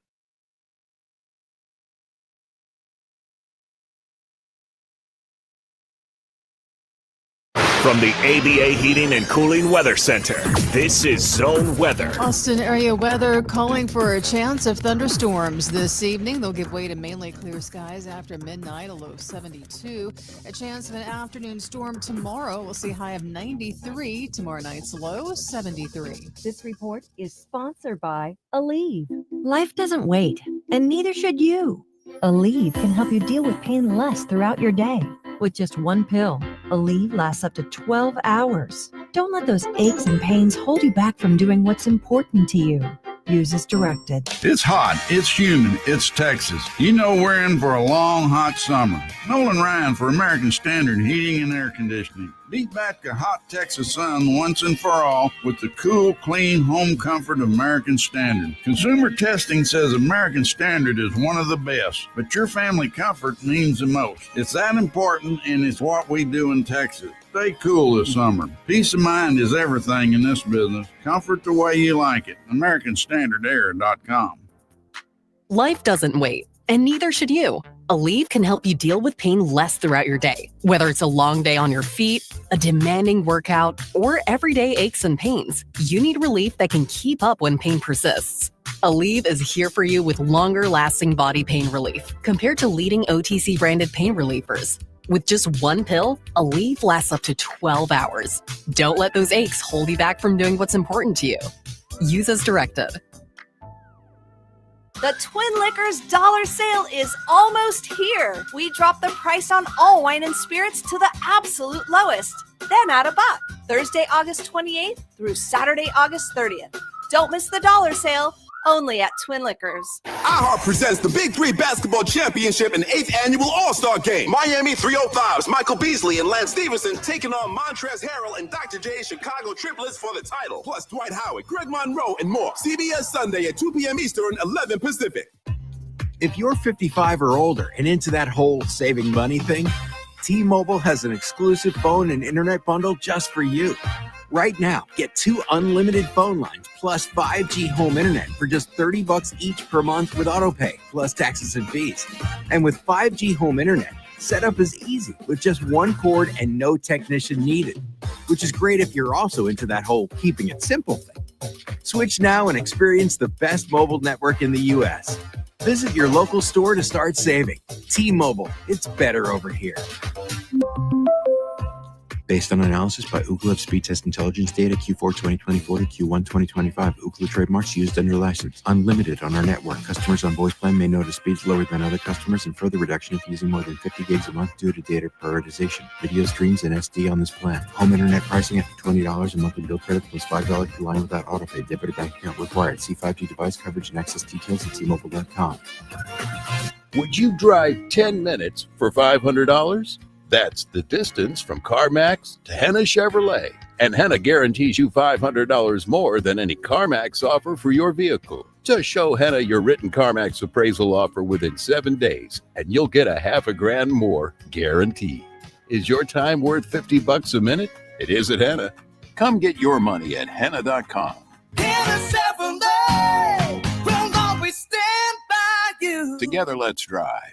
The free iHeartRadio app has over 100 commercial-free stations waiting for you to explore right now, like New Metal Radio. Wake up! Put a little makeup. Featuring old-school heavy alternative from Korn, Linkin Park, Nine Inch Nails, System of a Down, and more.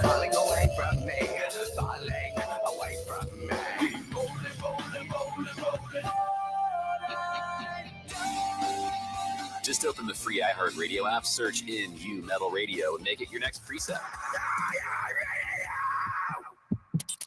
Find your iHeartRadio everywhere. There are hundreds of ways to experience iHeartRadio at home and on the go, beyond the iPhone and Android app and at iHeartRadio.com. Here's another way to connect to iHeartRadio. If you've got a Roku TV, then you've got iHeartRadio right there in your living room or bedroom. iHeartRadio is available on every Roku TV, Roku smart soundbar speaker, or Roku players. And with Roku's voice search, you can easily access your favorite artists or radio stations with simple voice request. Your iHeartRadio music, radio stations, and podcasts now on your big screen TV with Roku. Check it out for free now.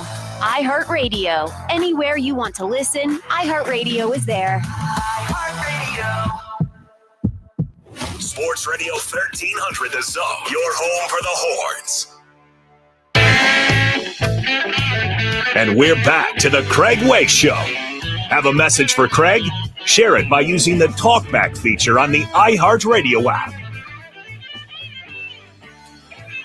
We were just skimming through what Seth Emerson's story was about the possibility, and his lead was the SEC is moving closer to adopting a 9-game conference schedule. They've gone beyond moving closer. It's happened. In fact, it was announced by the commissioner himself just a few minutes ago in Atlanta, and here is the announcement. It says the Southeastern Conference today announced it will implement a 9-game football schedule beginning in 2026, reinforcing the SEC's position as the nation's leader in competitive excellence and fan excitement. Anyway, the decision, approved by the SEC's presidents and chancellors, following a recommendation by the league's athletic directors, was announced by Commissioner Greg Sankey. Now, this is the quote from the commissioner, from Sankey. Adding a 9th SEC game underscores our university's commitment to delivering the most competitive football schedule in the nation. This format protects rivalries, increases competitive balance, and paired with our requirement to play an additional power opponent, ensures SEC teams are well prepared to compete and succeed in the college football playoff. Now, here is the breakdown on the format for it. First of all, the SEC will continue with a single standings non-divisional structure.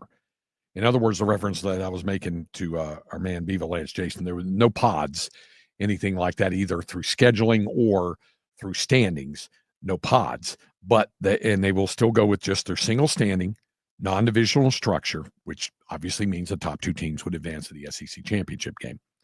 Then it says each school will play 3 annual opponents focused on maintaining many traditional rivalries. It didn't say all, it said many. It did say each team's remaining 6 games will rotate among the remaining conference schools, and each team will face every other SEC program at least once every 2 years, and every opponent home and away in 4 years. Now, that last part is important to keep in mind, because what it can mean is you could lock in, when it says 3 annual opponents, you can lock in, say, Oklahoma, A&M, and Arkansas for Texas as their 3 annuals, while keeping the other 6 rotating home and home. And that was the key to this whole thing, was mentioning that they would play all of their remaining, those 6 games that rotate home and home, so that, let's say, for example, LSU. Texas didn't get to play LSU in 2020, as we know, because of the pandemic. On that would have been that return game in Baton Rouge. But in this case, even if LSU is not listed as one of the quote-unquote traditional opponents, then they could still be on the rotating of the 6, where they would play them at least once at home and once on the road every 4 years. And they would face every other SEC program at least once every 2 years. I love it. I'm all about it. Everybody has that equal balance on it. Here, furthermore, this is from the SEC release. SEC teams are required to schedule at least 1 additional high-quality non-conference opponent from the Atlantic Coast, Big Ten, or Big 12 conferences, or Notre Dame each season. The SEC will continue to evaluate its policies to ensure the continued scheduling of high-quality non-conference opponents. So They've been playing 8 conference games since 1992. They played 7 from 88 to 91 and 6 from 74 to 87. Prior to 74, there was no uniform requirement. So now it's locked in. It's going to happen starting next year. I think it's great. I think it's even. It locks everybody in, because that's been one of the other arguments for folks who say, I don't know that it helps or not if you're not going to wind up playing everybody and you're not going to get a chance to play everybody at home. Under this formula, you see every team in the league at least every 2 years, and you get to play a home game against every team in the league within every 4 years. So I think it's a good format. I think and furthermore, making sure they play a Power 4 opponent. Now, folks can howl about whatever cupcakes and FCS and all that kind of stuff. And I did say this last segment before this became official. If they went to 9 games, you'll probably still see some of those teams play a cupcake. But it's a lot easier to swallow a cupcake when you got your vegetables going down too. And that's what's going to happen here with this playing a 9th conference opponent, and you're required to play a Power 4. And most of the SEC schools, I think, play a P4. I think they all did last year. And I think they will, and they have to now off of that. Texas, by the way, has at least one Power 4 opponent on its non-conference schedule the rest of this decade. They've got, obviously, Ohio State this year. Ohio State comes back here next year. Michigan comes here, the return game from a year ago. They come here the following year. And then I think they've got a home and home with Arizona State. And also Notre Dame, right? And Notre Dame.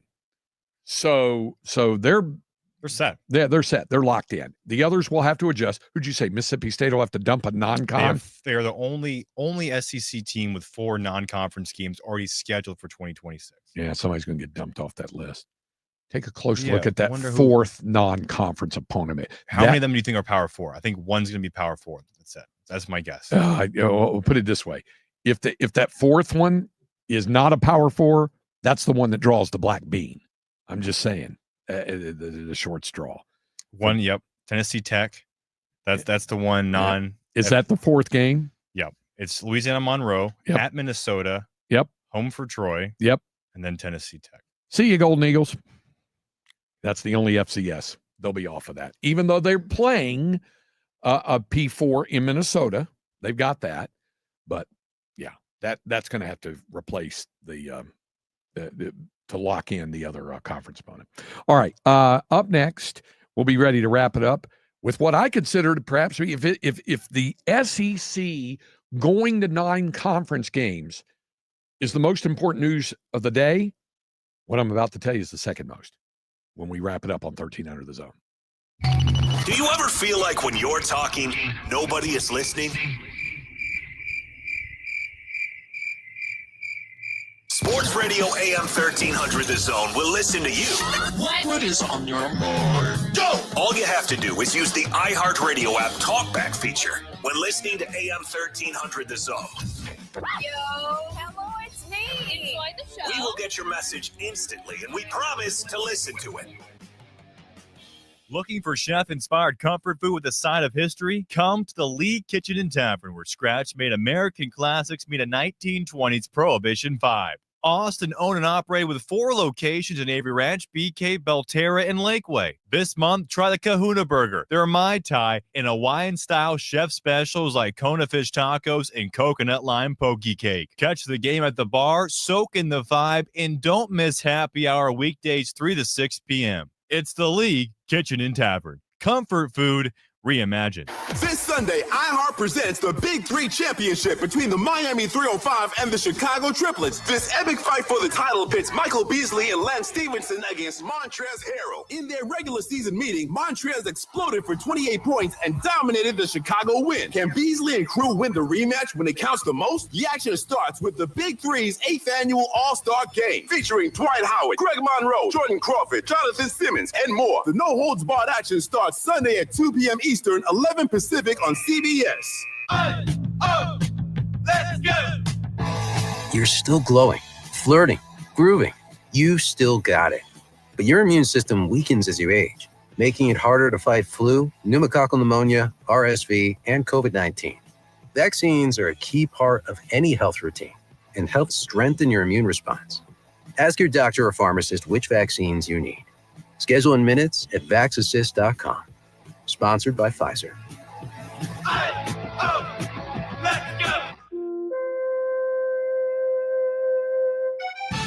Are you planning a special event or need to secure a construction site? Call Viking Fence today. For all your temporary fencing needs, Viking Fence is the name you can trust. With over 50 years of experience in Central Texas, Viking Fence provides top quality temporary fencing and excellent service. And that's not all. Viking also offers sanitation, dumpster, and mobile storage services to keep your space safe and secure. Give them a call today at 512-601-8911 for a free estimate or visit vikingfence.com/radio to learn more. Trust Viking Fence, where excellent work, outstanding service, and an honest reputation comes standard.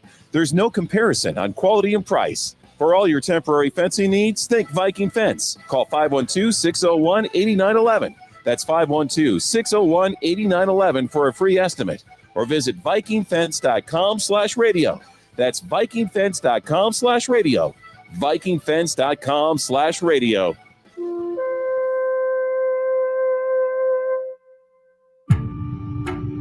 Liz went from being interested in true crime to living true crime. My husband comes back and he's shaking. And he said, your dad's been killed. This is Hands Tied, a true crime podcast exploring the murder of Jim Melgar. I was just completely in shock. Open your free iHeartRadio app, search Hands Tied, and listen now. You ever try fixing your car and realize you're missing that one part? Yeah, been there. That's why eBay's my go-to. They've got millions of parts, guaranteed to fit. I'm talking brake pads for when yours have seen one too many miles of stop and go. Oil filters, because you don't mess around with your engine care. Even got this cold air intake on my watch list. I might just go for it. To keep the ride cool and your DIY streak hot. Find all the parts you need at prices you'll love. Guaranteed to fit every time. eBay. Things people love. Eligible items only. Exclusions apply. Oh, could this vintage store be any cuter? Right? And the best part? They accept Discover. Accept Discover? In a little place like this? I don't think so, Jennifer. Oh, yeah, huh? Discover's accepted where I like to shop. Come on, baby. Get with the times. Right. So we shouldn't get the parachute pants? These are making a comeback. I think. Discover is accepted at 99% of places that take credit cards nationwide. Based on the February 2025 Nielsen report. The free iHeartRadio app has over 100 commercial-free stations waiting for you to explore right now, like 80s Rock Ride. 80s Rock Ride features Van Halen, Aerosmith, Billy Idol, Def Leppard, and more to jam out in the car.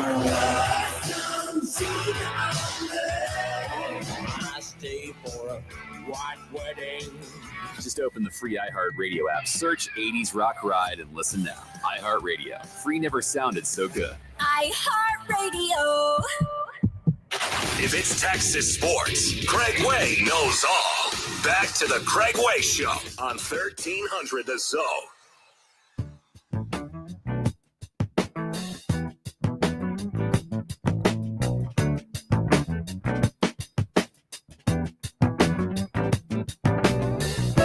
Okay, before we wrap up, first of all, Scotty Scheffler's moved into a tie for second, hasn't he? He is inevitable. All right. Maybe that's the nickname, inevitable. You know, that kind of stuff. Somebody said, somebody on the text line said, my nickname for Scotty is Scotty-matic because he's automatic. It might be that. Okay. I said that if the SEC going to a 9-game conference schedule, and the announcement made it official just a little bit ago, if that was the best news of the day around here in the sports world, then the second best news of the day has to be, Cameron, that the State Fair of Texas has announced the 2025 best dishes in the annual competition. Oh. Okay? So here they are. Is it on their website, by the way? So I think it is. Okay. It must be, because I'm looking at it off the Dallas Morning News site. An entire panel of 5 judges. Oh, my God. Said that the Wagyu bacon cheeseburger deviled egg sliders won most creative. I don't know if I believe in love at first sight, but I do now. They had me at seeing every this. one of those. They had me at every one of those words. Wagyu bacon cheeseburger deviled egg sliders. Yeah. It said to use the egg as the vehicle for a bun. Whoever thought it would work? So Jeff Allen from the Chiefs was one of the judges. He said he loved it. So that's big choice award there. It's Cajun seized, Craig, with cheddar and crispy applewood bacon. And then you mentioned instead of a bun, it's sandwiched between two deep fried, because it's of course it has Texas, to be, right? Panko crusted deviled egg halves. I'm telling you right now, I'm trying it when I go up there for Me the too. Red River rivalry Me game. too. Now you'll be in the AC. I'll be out sweating on the fairgrounds. We'll see. Best taste for sweet is the Chillin' Thrill Delight. It's a Texas-sized cup with diced mango, pineapple, watermelon, grapes, cantaloupe, and strawberries, all soaked in fresh watermelon juice and a splash of lime. Best taste for sipper is the Cookie Chaos Milkshake. Rich, creamy cookie butter milkshake loaded with snickerdoodle chunks, golden Oreo cookies, classic Oreo cookies. I'm in. Best taste savory is the crab and mozzarella arancini, which is irresistible blend of Maryland blue crab meat, white rice, mozzarella, spring onion, red bell pepper, lemon, and black pepper. Most creative, like we said, was the Wagyu bacon cheeseburger deviled egg sliders. It's amazing. I'm on it. They've outdone themselves this year. So they got a couple things here that I will be circling for when we're up there at the state fair. Okay. When we get closer to the game, obviously we'll remind everybody about what's available to them. That cookie chaos milkshake, my God. Yeah, on board with that as well. On the Major League score, Rangers did fall to the Royals 6-4. No, shocking. Yeah, I know, you're stunned. The Dodgers are up 9-5 on the Rockies in the bottom of the 8th. The Brewers beat the Cubs 4-1, and the Padres have knocked Justin Verlander out of the game. They're up 7-2 on the Giants now in the 5th inning. Okay, we are taking a 2-week hiatus from the music survey because our final participants on that were tied up tomorrow. So we're going to let them have an opportunity on down the road, but we're not going to do it tomorrow, and we're not doing it the next week because I'll be in Columbus, Ohio. But we will get back to the music survey as well. All right.